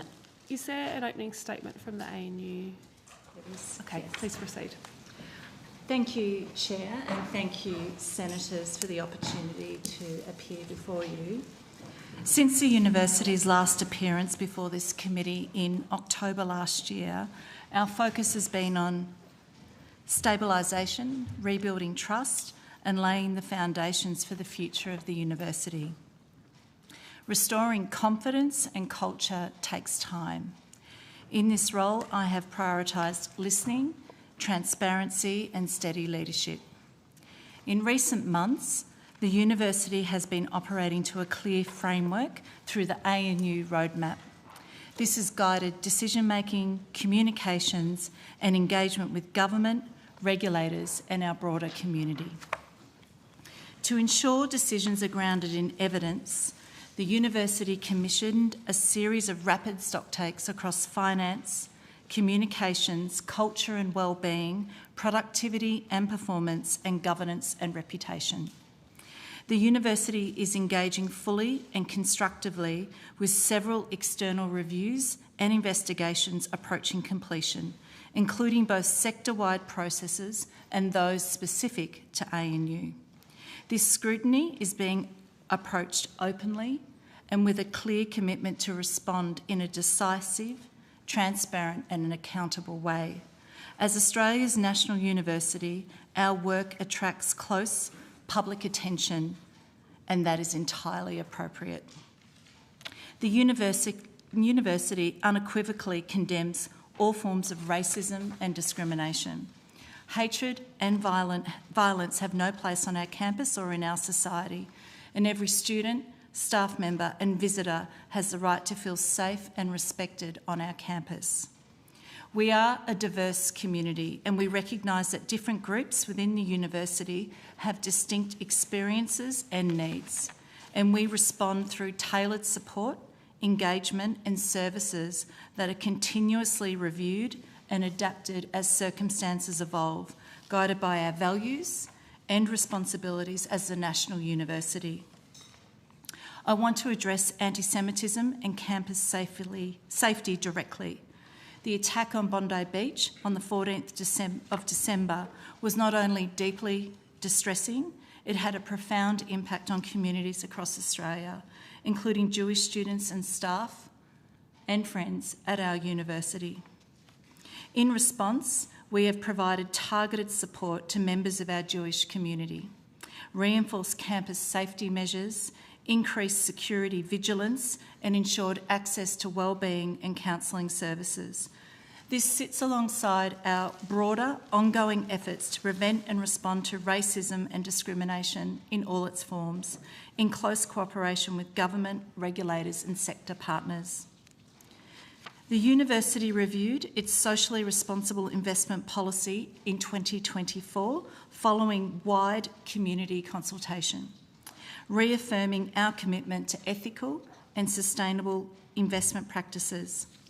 When concerns were raised recently about the robustness of our investment approach, I immediately commissioned a further review to ensure our settings remained rigorous, transparent and aligned with community expectations. The findings will inform any necessary adjustments to maintain confidence in our governance and oversight. As part of the response to the Nixon Review into Gender and Culture, the University is establishing an Office of Integrity to strengthen reporting pathways, oversight and institutional learning. This office will provide a clear front door for staff and students seeking advice or support and will help ensure matters are handled fairly, respectfully and compassionately. Financial stability remains a priority. Expenditure controls have helped stabilise the university's position, and however, the operating environment remains challenging.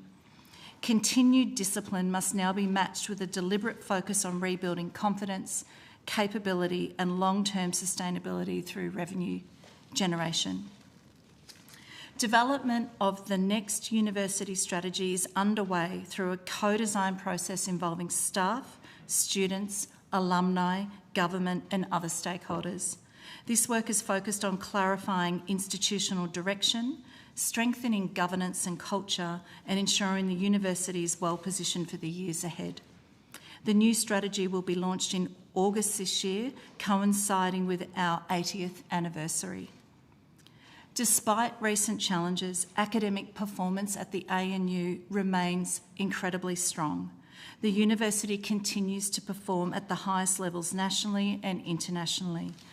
We lead the sector with the highest retention and graduation rates of students from disadvantaged and underrepresented backgrounds, and we are home to one of the strongest Indigenous student communities in the country. We have listened carefully to our students, staff, and the broader performance and music community about the importance of performance at the ANU School of Music. The university has established a new Performance Plus hub, which will provide the one-on-one tuition for students with strong performance ambitions. At its core, the university is a community of students, scholars and staff united by education, discovery and service to the nation. Our focus now is clear and unwavering, advancing knowledge for Australia and the world, and stewarding the nation's intellectual capital through our people, whose excellence underpins everything we do. Thank you, Chair. I welcome the committee's questions. Thank you very much, Professor Brown. I'm going to pass the call in the first instance to Senator Faruqi, and then I'll come to you, Senator Pocock. Senator Faruqi. Thank you, Chair. Good evening, everyone. Just a couple of days ago, we got a response to a question on notice that I asked on 18th November last year. It was very late, but it was a question about whether ANU has any partnerships, investments or links with any weapons, tobacco, fossil fuel and gambling companies. The answer to that was yes, but you didn't provide any further details on what these partnerships were, and every other university did. So if you could please take that on notice and provide details of those partnerships, investments and links for each of those.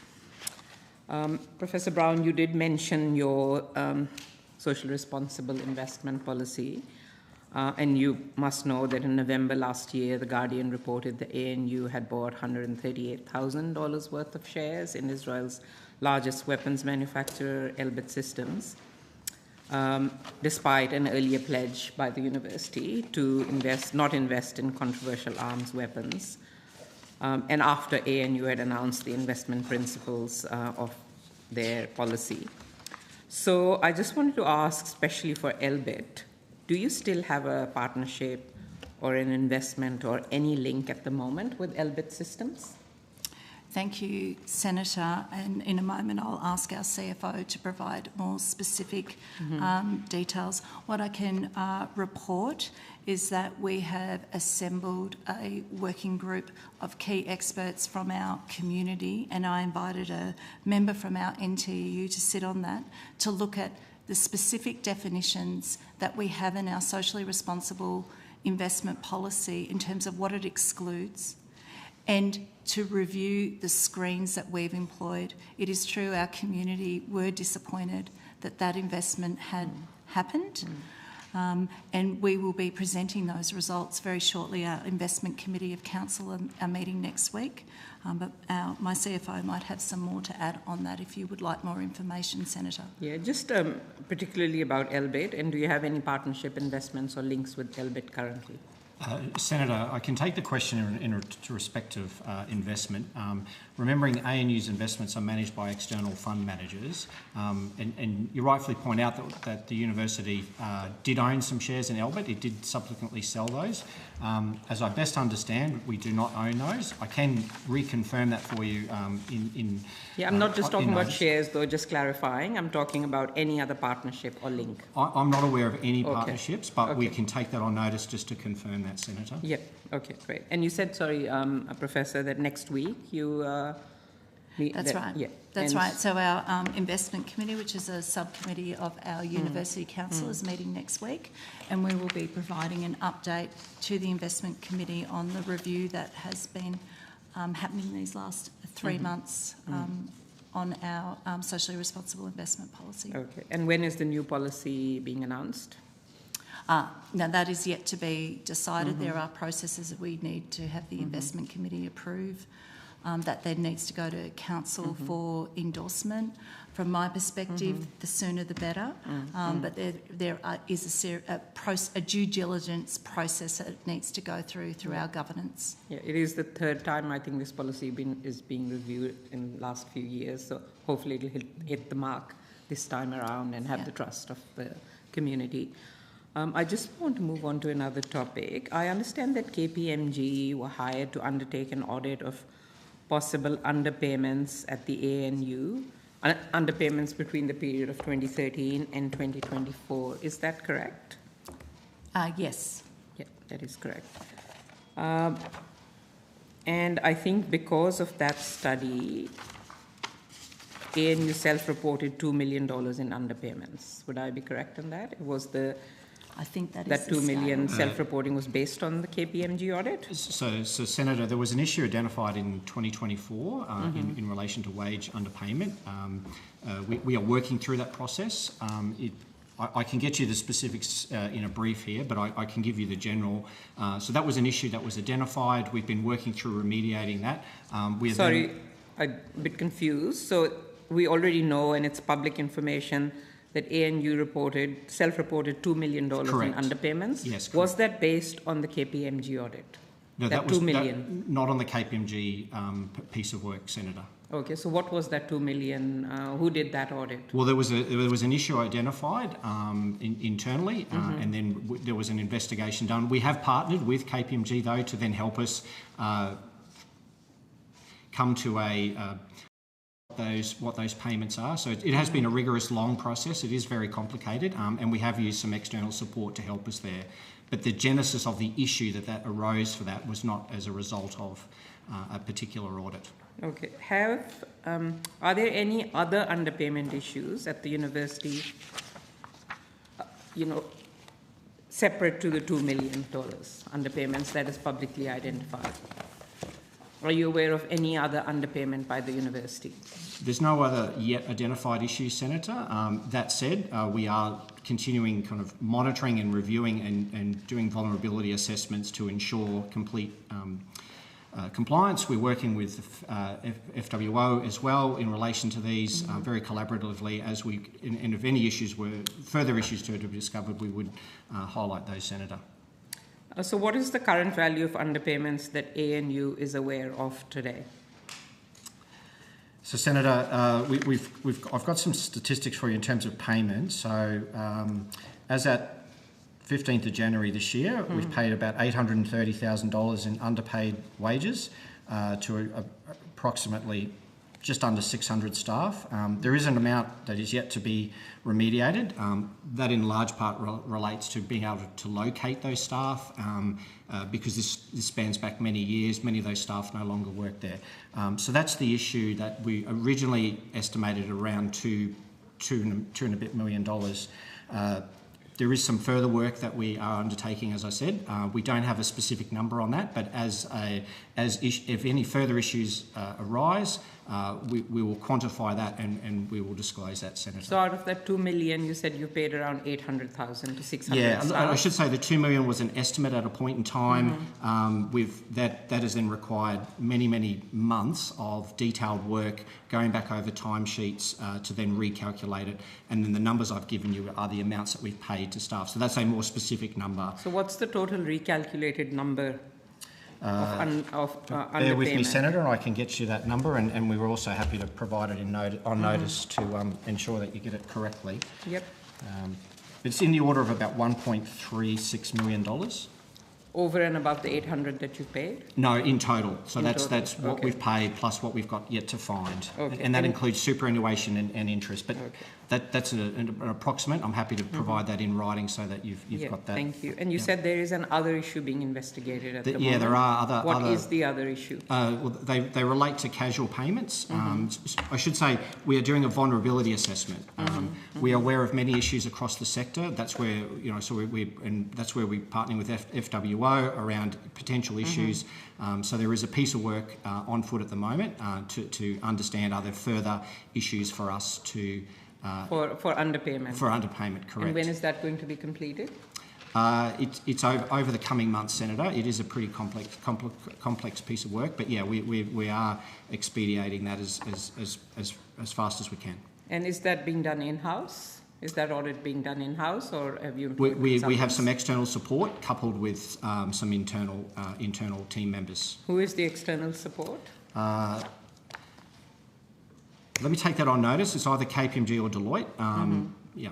And could you also then take on notice how much that contract is worth? Happy to do that too, Senator. Yep. Professor Brown, an FOI was requested on 2nd October 2025 of the conflicts of interest forms and declarations for yourself. And 4 months after that, ANU finally responded on 3rd February with your conflict of interest form, except that this is what it looks like. It is completely black and redacted. So you have talked about transparency a lot. So, and you have promised ANU community transparency. So I just want to know what is the issue with completely redacting your conflicts of interest. Surely your community has a right to know what the conflicts of interest are. Thank you, Senator. I have to be really clear. I believe that my community absolutely has a right to know any of my conflicts of interest. I actually haven't seen that document. I will take that on notice, but in good faith, I don't believe I have any conflicts of interest that need to be declared. Okay, and so this redaction is about what? Rather than using it as a copy. Sure. You can distribute it, but if you could go and please come back to us with an answer of what this is, that I would appreciate that. And also if you could do the same for the Chief Operating Officer. Of course. And their conflicts of interest. Thank you. Just wanted to go to the question of your team and your office. How many staff do you have in your Vice-Chancellor's office? I have a Chief of Staff, I have an Administrative Officer, I have an Executive Assistant, and this is in my immediate office at this point in time. I obviously have a number of direct reports to the Interim Vice-Chancellor position, not least the Deans, the 6 Deans, the 2 Deputy Vice-Chancellors, and the Chief Operating Officer and 2 Vice Presidents, Vice President Advancement, Vice President First Nations. And I may have left someone out. Is this, how does this compare to the office of the previous Vice-Chancellors? More staff, less staff, more budget, less budget? At the moment, it's not a direct comparison to the previous Vice-Chancellor's office. I currently hold 2 substantive roles. I'm the Provost and Senior Vice President of the University and the Interim Vice-Chancellor and the President. And so both offices were combined. At present, I believe that my office is actually less staff than the previous Vice-Chancellor or comparable, holding 2 offices at this point in time. Okay. Thank you. And just going to another line of questioning, which is, have you hired a Ms. Brooke Disney recently? Brooke Disney is our Interim Vice President Advancement, and she started in that role this year. She's been an employee at the Australian National University for some time. I seconded Brooke Disney to be Head of Government Relations for 3 to 4 months at the end of last year. When I started as Interim Vice-Chancellor. It was a temporary secondment from one portfolio to another. And is Ms. Disney still in that position? No, this year she started as the Interim Vice President Advancement. Okay. And that was an internally competitively appointed position. Our previous Vice President, he departed the university early this year. Okay. CMAX is a defence lobbyist group who is a partner of and represents Electro-Optic Systems, which is a company that supplies weapons to IDF. Has ANU recently contracted CMAX Advisory to do some work for ANU? As to my knowledge, CMAX, as a consulting or an advisory organisation headquartered here in the ACT, has been retained by ANU for at least 5 or 6 years. It may be longer in providing their services, and they are still retained for their services. Okay. So it's not the case that their contract ended and then there was a new contract signed with them? I'm not certain of the technicalities of that, Senator. I'm happy to take that on notice. I'm sure that probably on an annual basis a contract is revised and reviewed, but I'm not actually certain of the mechanics, and I'm happy to take that on notice. You could take that on notice, and if you could also take on notice the value of this work and what it contained. Again, in another FOI, and there seem to be a lot of FOIs yes, we had a lot with ANU at the moment. Yeah, ANU was asked to provide the conflict of interest and confidentiality declaration by Ms. Brooke Disney in relation to the procurement of CMAX Advisory. And again, it's the same situation. It was entirely redacted. Could you tell us what is the conflict of interest with Ms. Brooks and CMAX? I can't hear this evening's, but I'm very happy to take that on notice. But I would like to say that Ms. Brooke Disney is a very well regarded, respected member of our community, and a very respected member of my senior executive team. But I'm happy to take that on notice. Yeah, if you could, and no one's questioning Ms. Disney's respect. It is my job to ask questions. Yes. About transparency, and I'm asking that because, I guess my next question is, did Ms. Disney sign off on this procurement with CMAX Advisory, this new contract with CMAX Advisory? I'm not certain. If you could just take that on notice as well, because that's the kind of transparency I am looking for. Chair, if you're happy to pass on the call. Yeah. Call, and I'll come back to you, Senator Faruqi. You got 15. Thank you for your ongoing engagement, and I really want to acknowledge the work you're doing, I think unwinding some of the damage done by Renew ANU, and it's obviously a big task ahead, but really want to acknowledge the good work that you're doing, and also congratulations on all the recent graduates. Thank you. It's late, so I wanted to get straight to some key issues.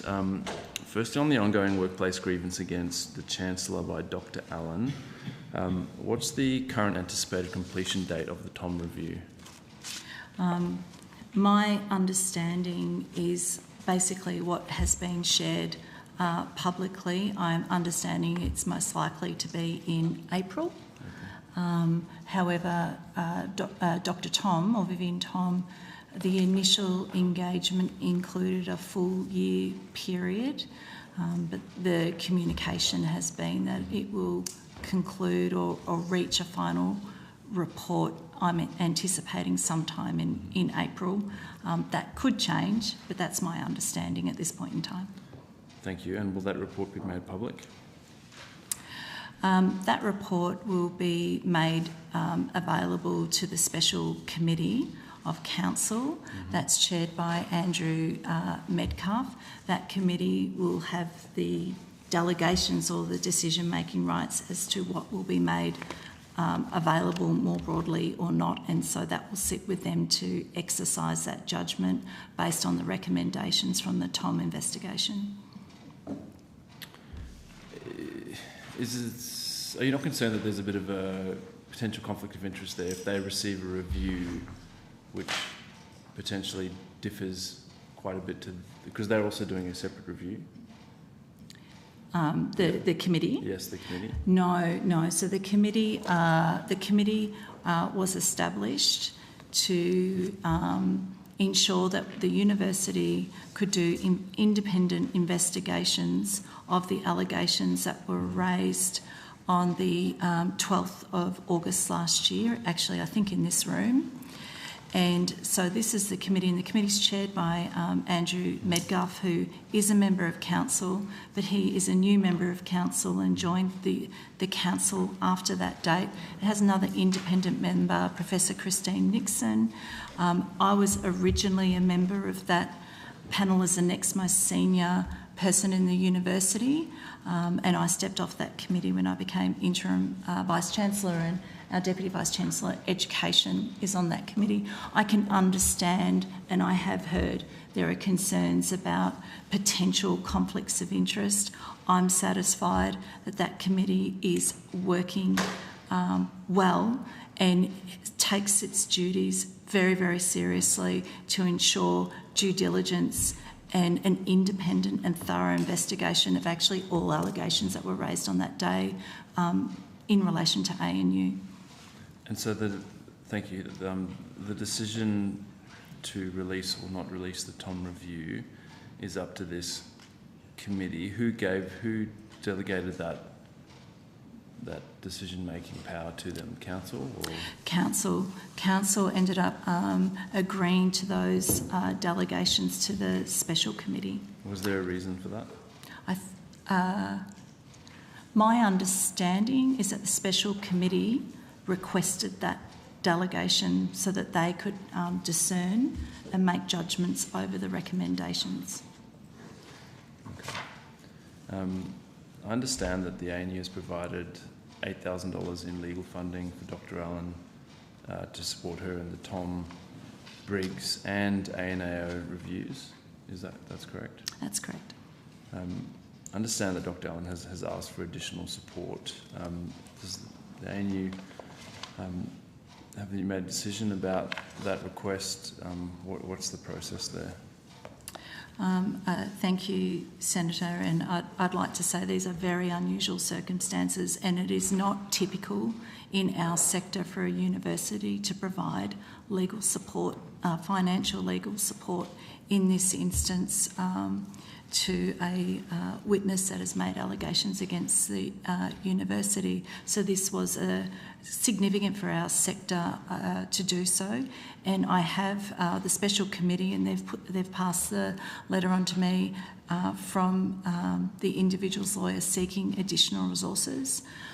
We are taking that under advisement, and I know that the university at the moment is looking at what insurances are available or could be available, which would be available to council or ex-council members. That has not been resolved or concluded. Okay, thank you.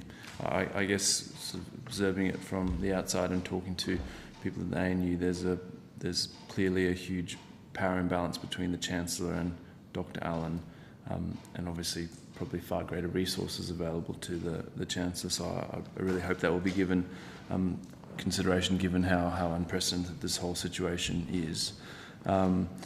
Also had some questions about responses to questions on notice, and specifically this one's about ASQ 250067 on council discussions concerning the no confidence motion in the Chancellor.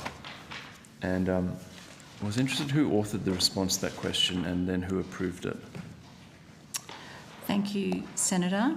I have my colleague sitting behind me with the pack of all those questions on notice, so I need a moment to... Sure. 0067 is the...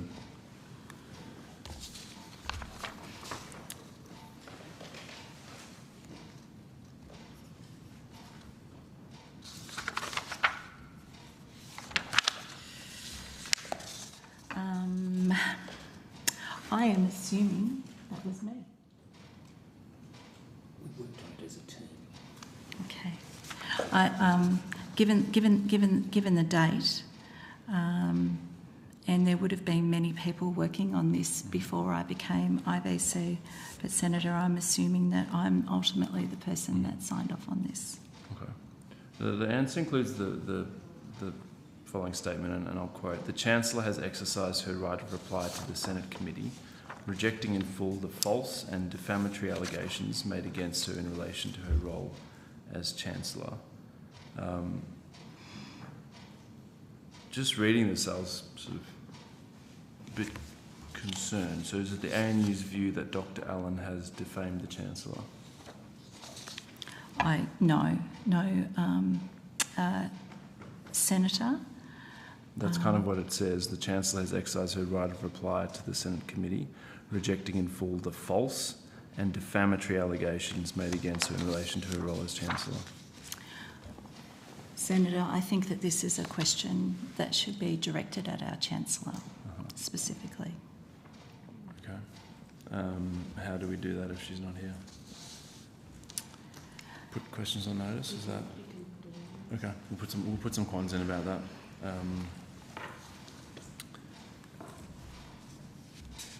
I guess reading that, you can see how this might be problematic in the context of the Tom review. And I guess we had the Chancellor here last time you appeared, and she didn't at all address allegations against her. But again, she's not here again, so I'll put those in as a quan. Can you confirm that the ANU will follow the process recommended by TEXA of setting up an external independent committee to recruit a new Chancellor and permanent Vice-Chancellor? Thank you, Senator. I would direct the specifics of that to TEXA. However, in the main, TEXA has written to our council and have requested that our University Council does not proceed with a process for recruiting either our next Chancellor or our Vice-Chancellor until their investigations and the investigations of Linnell Briggs are completed.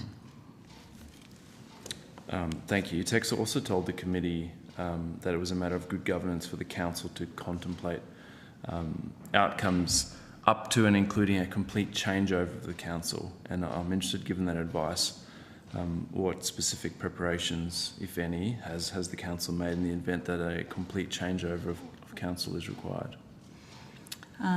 Senator, I wasn't in the room when TEXA advised that of council, but I heard TEXA explain that at the last Senate estimates.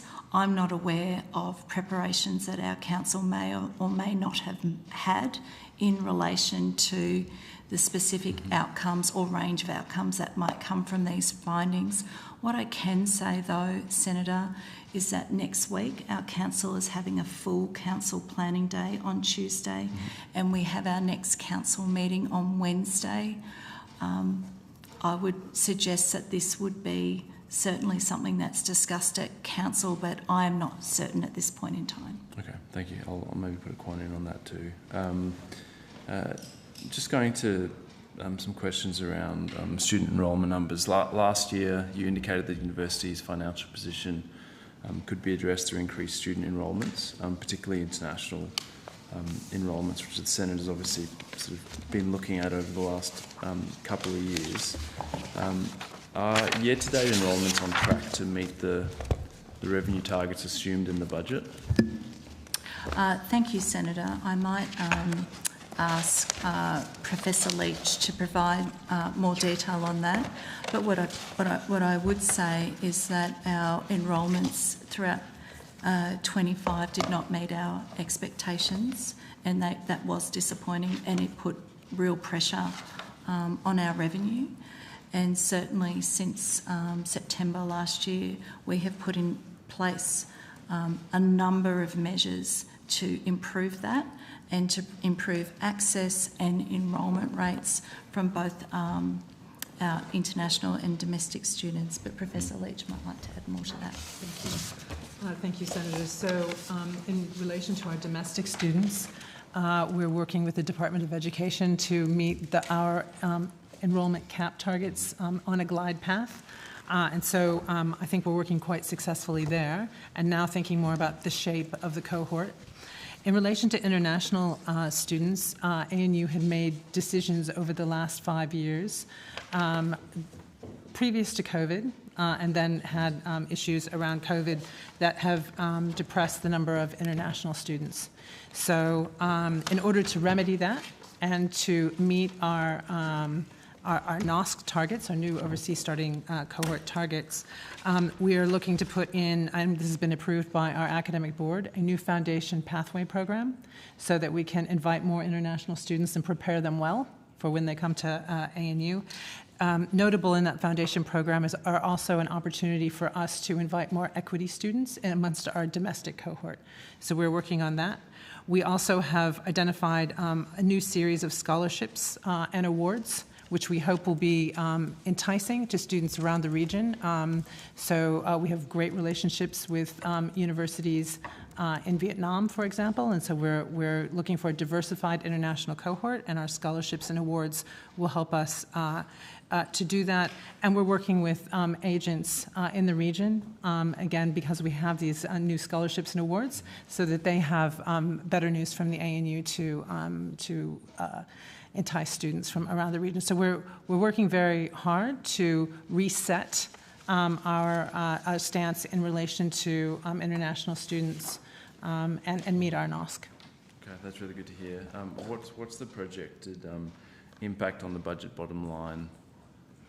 I guess what your enrolments are compared to what you were budgeting for, Mr. Lonergan, maybe? For 2025? 2026. Sorry, 2026. Yeah. So we haven't secured our 2026 revenue, but we certainly have made a projection of our revenue, and in fact, that hasn't been signed off by council yet. Okay. That will be signed off next week.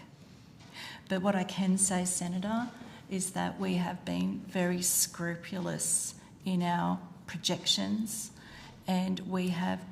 I'm putting forward a budget to council for approval next week, and it is seeking approval for a balanced budget where I am looking at our revenue meeting our expenditure broadly for this year.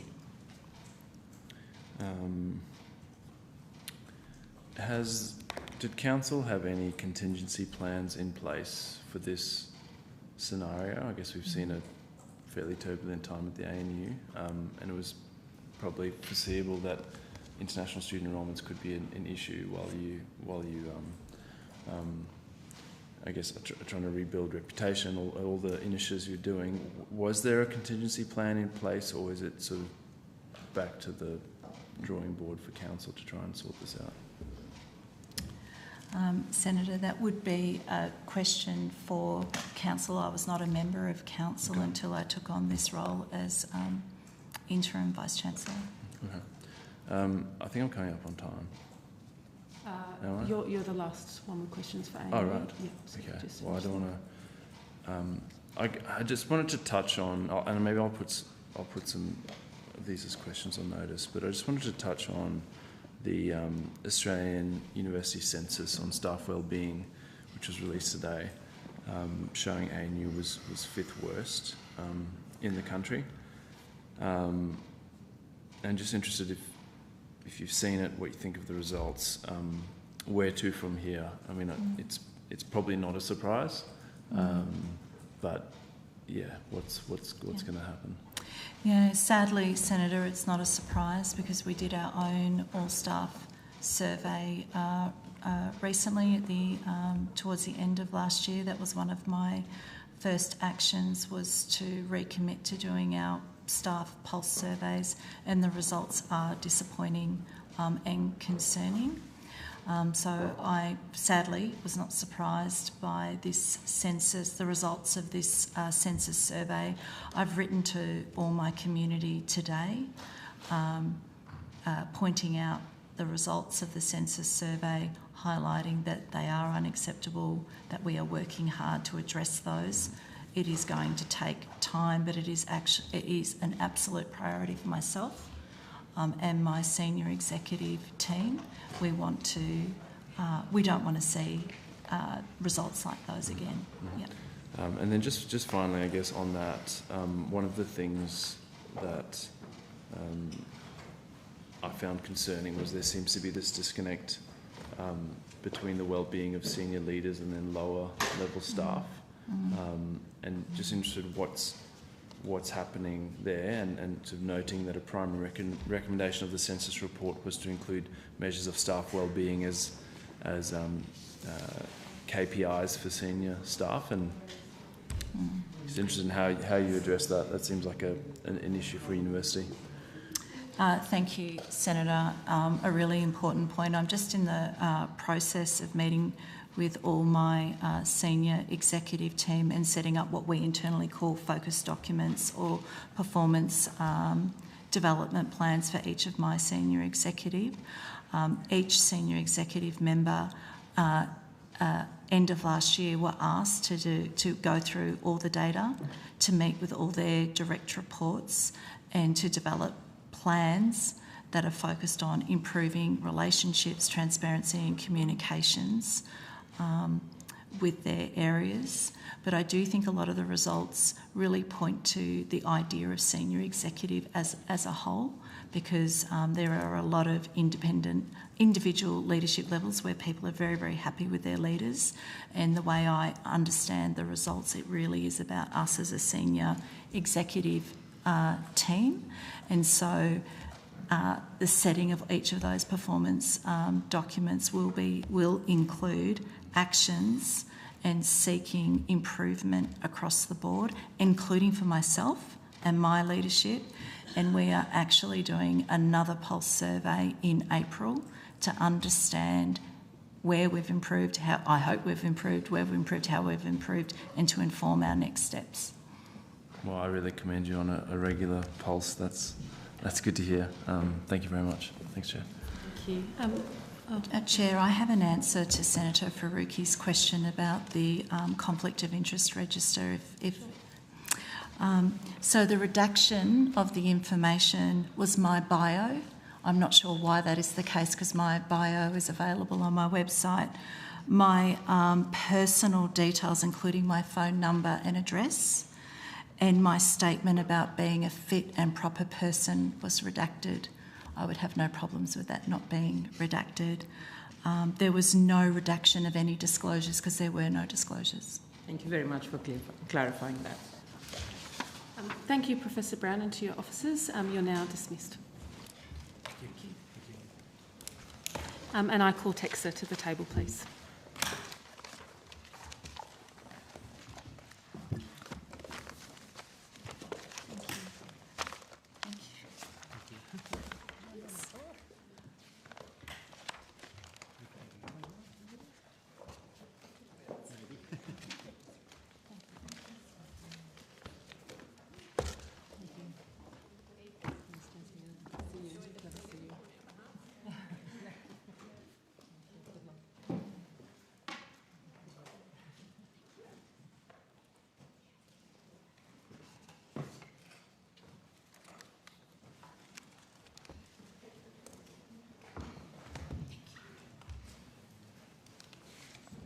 I think everyone's got a question here, don't they?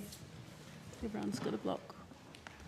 I'm going to be really fast and put a lot of it on notice, so I'll try and be about 10 minutes. Okay, so I've got Senator Kovacic, then Senator Faruqi, and then Senator Pocock. Okay. Okay, I now welcome officials from TEXA, including its Chief Executive Officer, Dr. Mary Russell. Dr. Russell, do you have an opening statement for us? No, thank you, Chair. Great. Okay, I'm passing the call to Senator Kovacic, then Senator Faruqi, then Senator Pocock. Senator Kovacic, you have the call under first instance. Thank you, Chair. Thank you, everyone. On notice, I asked about higher education complaints since 2022 that were made to TEXA directly by students or staff. I can pop the numbers on record here. There were 237 complaints in 2022, and that increased to 386 complaints in 2023, 718 in 2024, and 942 complaints last year. So in the last 3 years, complaints by students and staff have more than tripled, and in fact probably almost quadrupled.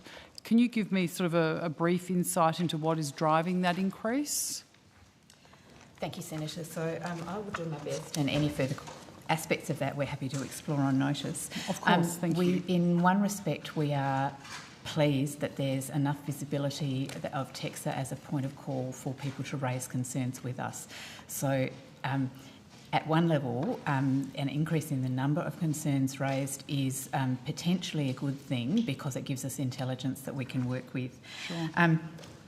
We suspect that there are a couple of anomalies here. So there's been a very dramatic increase in concerns raised about corporate governance. Now, that is not surprising in the context of the Committee of Inquiry into governance, and there's been a particular spike in relation to the very much publicised matters in relation to ANU. We are watching really closely the concerns that have increased in particular over the last 2 years that relate to course delivery, so learning and teaching, and to student services and learning environment. These are very consistent with the trends that the National Student Ombudsman is observing about the types of concerns that students are raising with them. I would note that prior to the NSO commencing, many of those concerns were raised with us. Now, we are able to deal with those that give an indication of possible systemic failures in relation to the standards, but we're not able to be, prior to the NSO, we weren't able to, and nor was there an alternative agency for individual matters to be managed by dispute resolution with providers. So we think that those are some of the important things in relation to those trends, but we don't dismiss it on that basis. We're looking actively at how we can deal with those matters as part of our desire to move more to looking at systemic concerns, and we see teaching and learning arrangements as really important there. Thank you. And my next question was actually going to be about those corporate governance complaints, and they've moved from about 6 complaints in 2022, 198 last year. So again, that would be in line with sort of the more public-facing issues that some of the universities have faced, and then individuals coming forward. Is there anything else you would add in relation to that? So a portion of those are people who don't have direct knowledge or experience of those matters but feel strongly about them, and after reading commentary in the media will contact us and raise a concern. So that would be a portion. Right. It's not out of step with, we've raised a number of matters around corporate governance of our own initiative, and we have, that is a very large portion of our compliance activity at the moment. So there's a large portion, particularly of the university sector, where we have some level of current compliance activity live.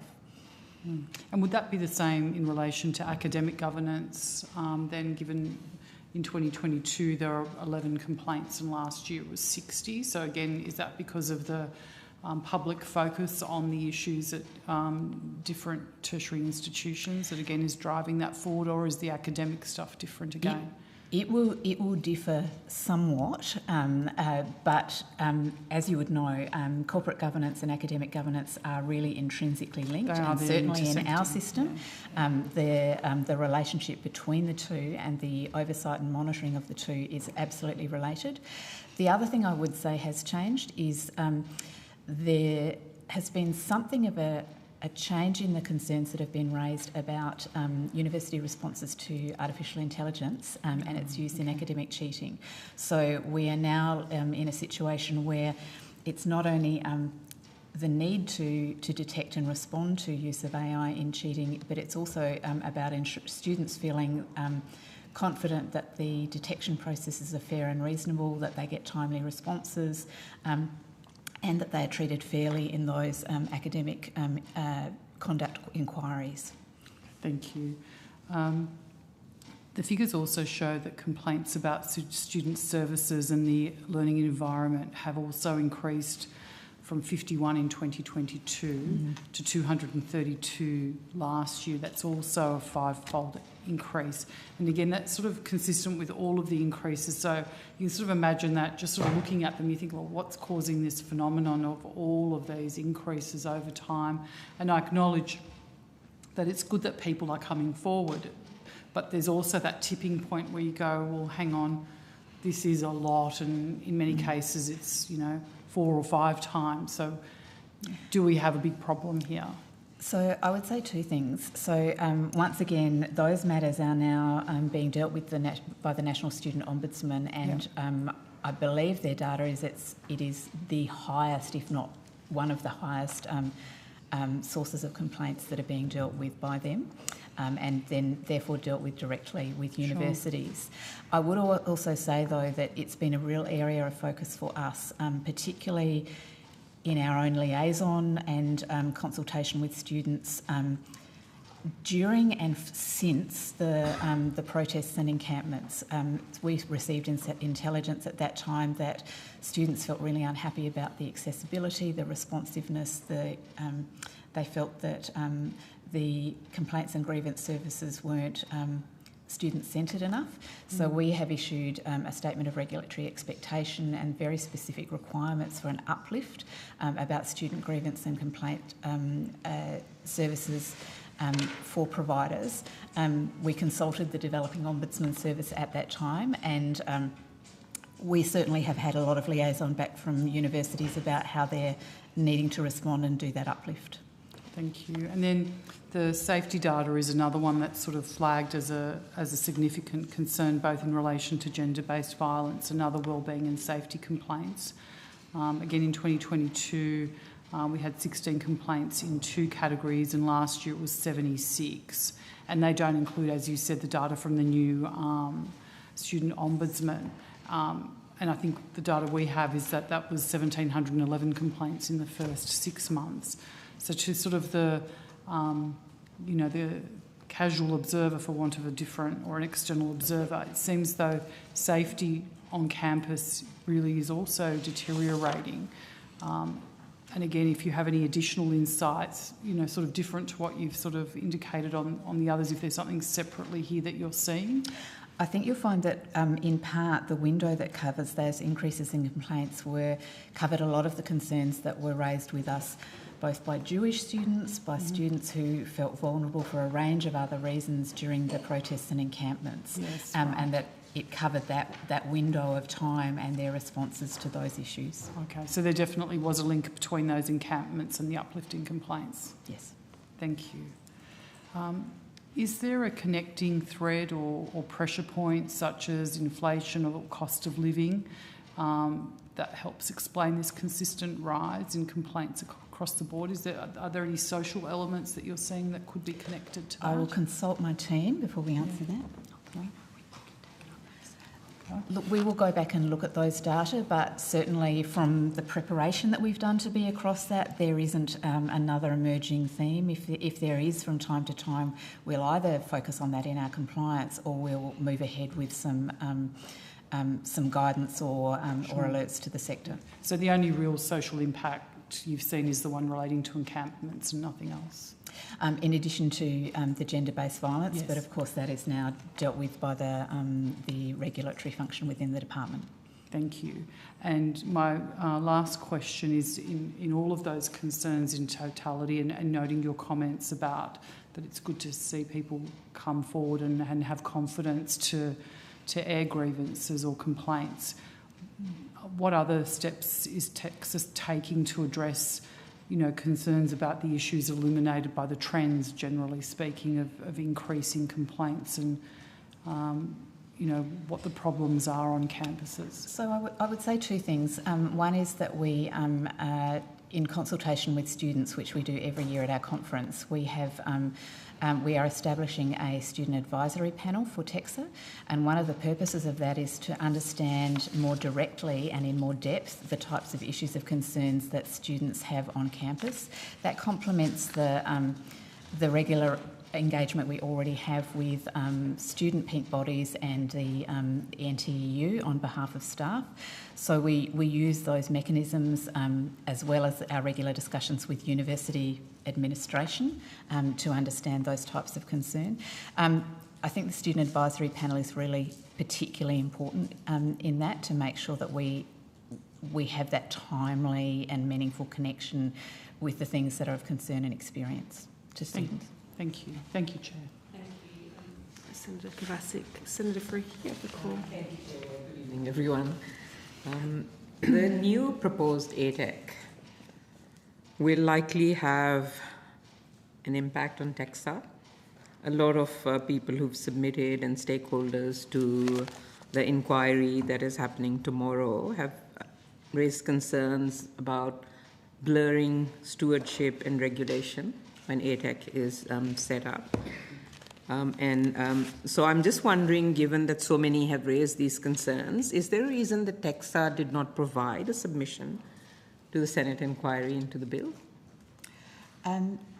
Senator, we considered whether there were any key points in relation to the legislation specifically, where we needed to make a submission. We felt that that was not necessary, obviously welcoming the fact that it's a matter for public consideration and consideration by the Parliament. Yeah, sure. A number of stakeholders in their submissions to the inquiry, have, I guess, a bit of repeating of the question.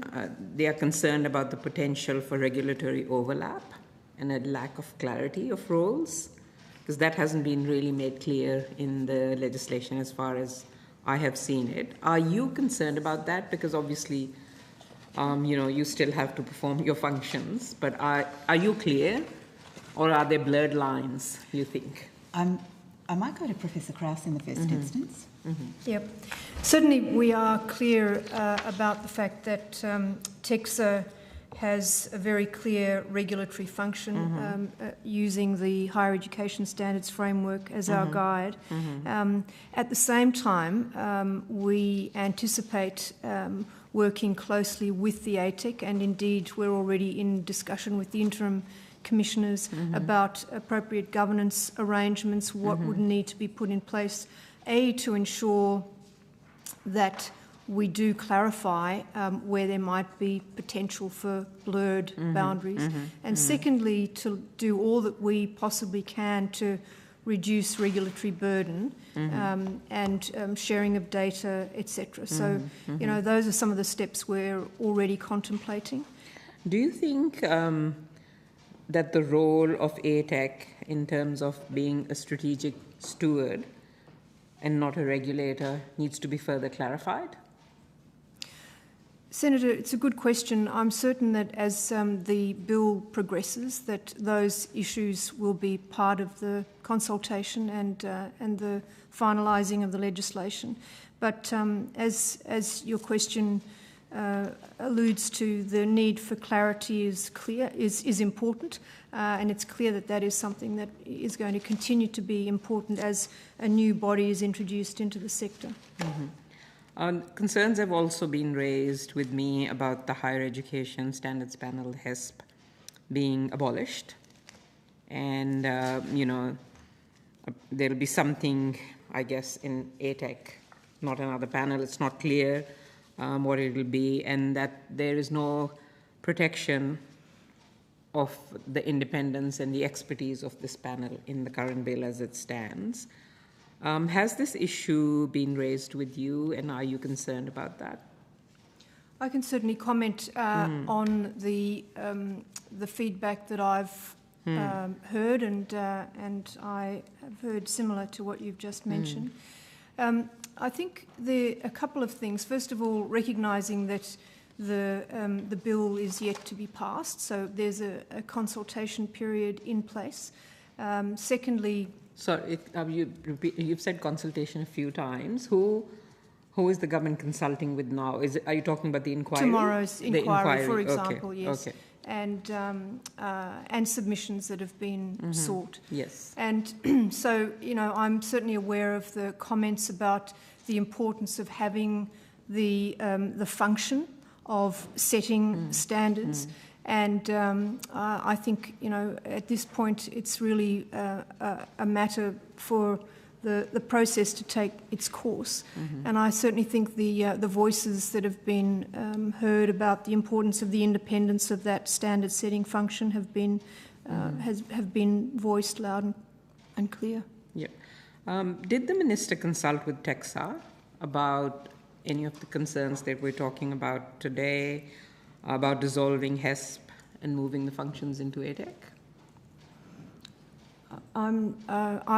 I'm not aware of specific consultation. Certainly, TEXA is a member, sits on the Higher Ed Standards panel as I think observer status officially.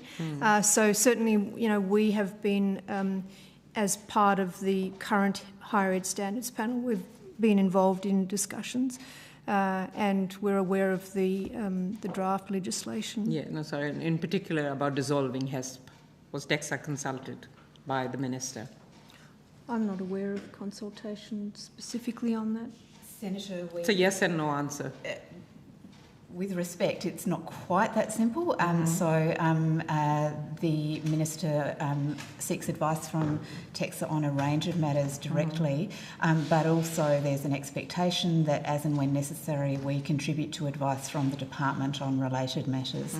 So I would suggest that is actually most properly a question for the Department. So has TEXA provided any advice to the Department or the Minister about this abolishing HESP? We have had a range of discussions with the department as the ATEC and the role and function around the standards has been considered, because obviously the standards are critically important to us as a core regulatory tool. We have not provided any written advice in relation to that. Yeah. I'm still surprised that you haven't provided a submission, because in our discussions you have agreed to quite a few concerns that I have raised, and also that you have had discussions, so it's a bit of a surprise for me. But we might leave it at that. Thank you. Thanks, Chair. Thanks, Senator Freaky. Senator Pocock, you have Thank you, Chair. Hello again, Dr. Russell, and thank you for all the work that you continue to do, especially in regards to the ANU, and thanks for staying late. You're often at the end of the night, so I was keen to ask some questions about the Briggs review and where things are up to. And last time you appeared, you gave an optimal timeline of delivery of the report from Ms Briggs in late February or early March, and just wondering if that's still on track, or if you could update the Senate. Thank you, Senator. So Ms Briggs is still preparing her report. It's not finalised yet. I know you've previously asked, would we consider extra time for Ms Briggs were that required? Ms Briggs has made a request of me for some additional days to complete that report, and I have agreed and approved the costs associated with that. It remains most important to us that that report is right and thorough. We're not interfering with that process. We're still hoping that it will be March. If it needs to run into early April, it will. I'm not at this stage expecting any extension beyond that time, but I will properly consider any request should that come. Okay, thank you. That's good to know. And I understand that the timeline stated for TEXA's decision on compliance was hoped to be delivered by April for the ANU. Is that still on track? It would depend pending the completion of Ms Briggs' report? It would depend absolutely on the delivery of the Briggs report, and if I can just explain the relationship of the two, we will obviously receive the report from Ms Briggs. Now, depending on the nature of the content, the findings and some of the particulars, we will need to afford any individuals in the ANU as an institution procedural fairness around an opportunity to comment about any matters of fact or otherwise that they feel that they need to respond to. To do anything else would jeopardise, a reasonable and fair outcome in the matter. So there will be whatever is required for that procedural fairness and response time, and then that will need to be considered by us before our compliance team finalise their assessment and make recommendation to our commission, because of course it's our commissioners who will make TEXA's decision about whether there are any areas in which the ANU is falling short of the standards, and any regulatory action, conditions, or other regulatory action that is needed in response to that. Okay, thank you. And then I guess just two follow-up questions on that. In terms of the Ms. Briggs' report, has she provided interim findings, or does she relay things, or do you kind of just get the final report and there it all is? So she is still in the process of writing. We've had engagement with Ms. Briggs about nothing. We're absolutely scrupulous that there is no influence on her judgments or her findings. We have provided advice in relation to the extent to which she might need to refer directly to the standards rather than form opinions in general terms. Those types of procedural and legal considerations in the finalisation of the report.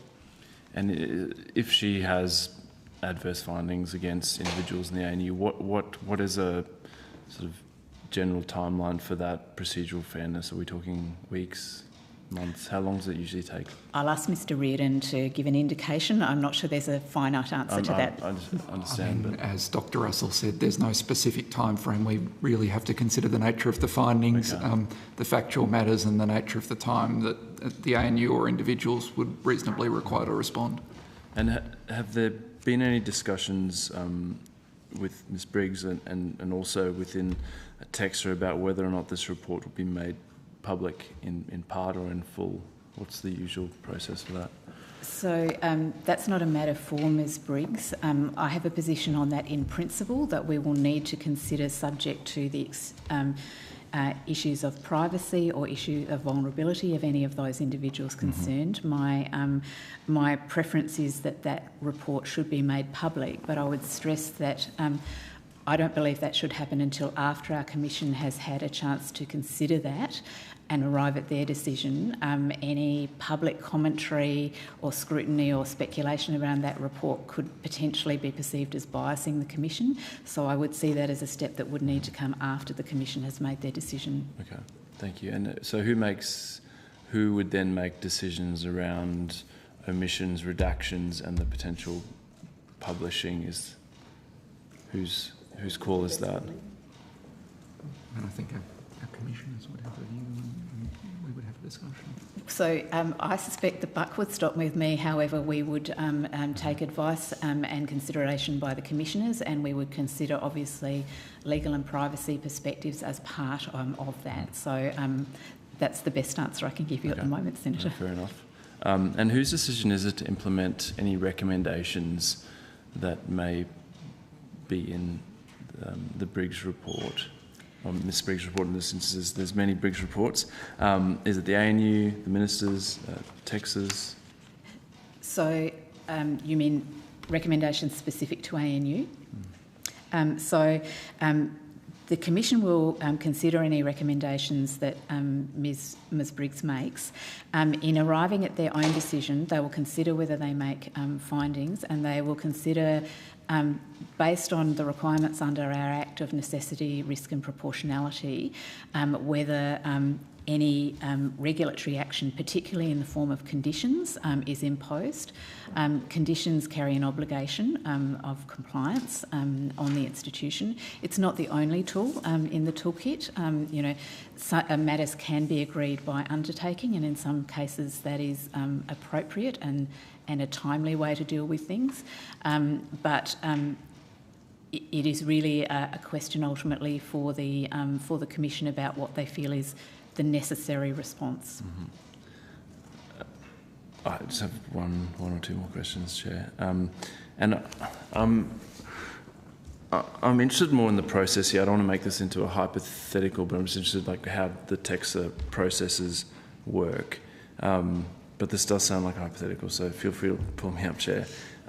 In the event that there are adverse findings on whether individual members of council are fit and proper office holders, whose decision is to address those findings? Do you sort of tell the ANU that they need to do something, or how does that actually work? I can answer that. Would you prefer to answer that? I'm in your hands. I may refer to Mr Reardon in a moment. So, particularly with respect to any other obligations the ANU has under its own legislation or the PGPA Act, there is a requirement that in relation to our Act and obligations that that people in key leadership roles must meet the requirement for fit and proper persons. It is not necessarily the case that the Briggs report will make findings in relation to individuals that relate to fitness and propriety. You'll recall that the terms of reference are primarily focused on governance of the institution. Now, she may or may not make observations that fall within that realm. However, we're very conscious that the investigation being undertaken by Dr Tom could also yield findings that may or may not go to fitness and propriety. So it will remain open to us in terms of putting matters to the Commission. If those findings are available in time, they might be dealt with as part of our current matter, but should there be any findings even after the Commission has considered the matters raised in the Briggs report that goes to fitness and propriety, we would then consider putting those back to the Commission. Okay. Would you like to correct me or add any other obligations?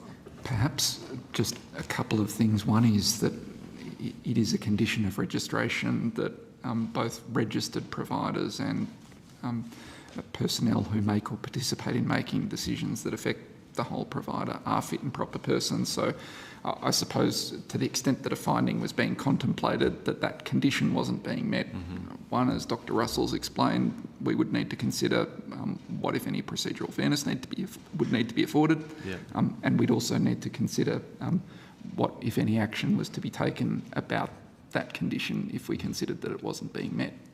I'm really describing the agency's regulatory approach here rather than dealing with a hypothetical scenario. That's what I'm interested in, so thank you very much. And again, thank you for all your work on this.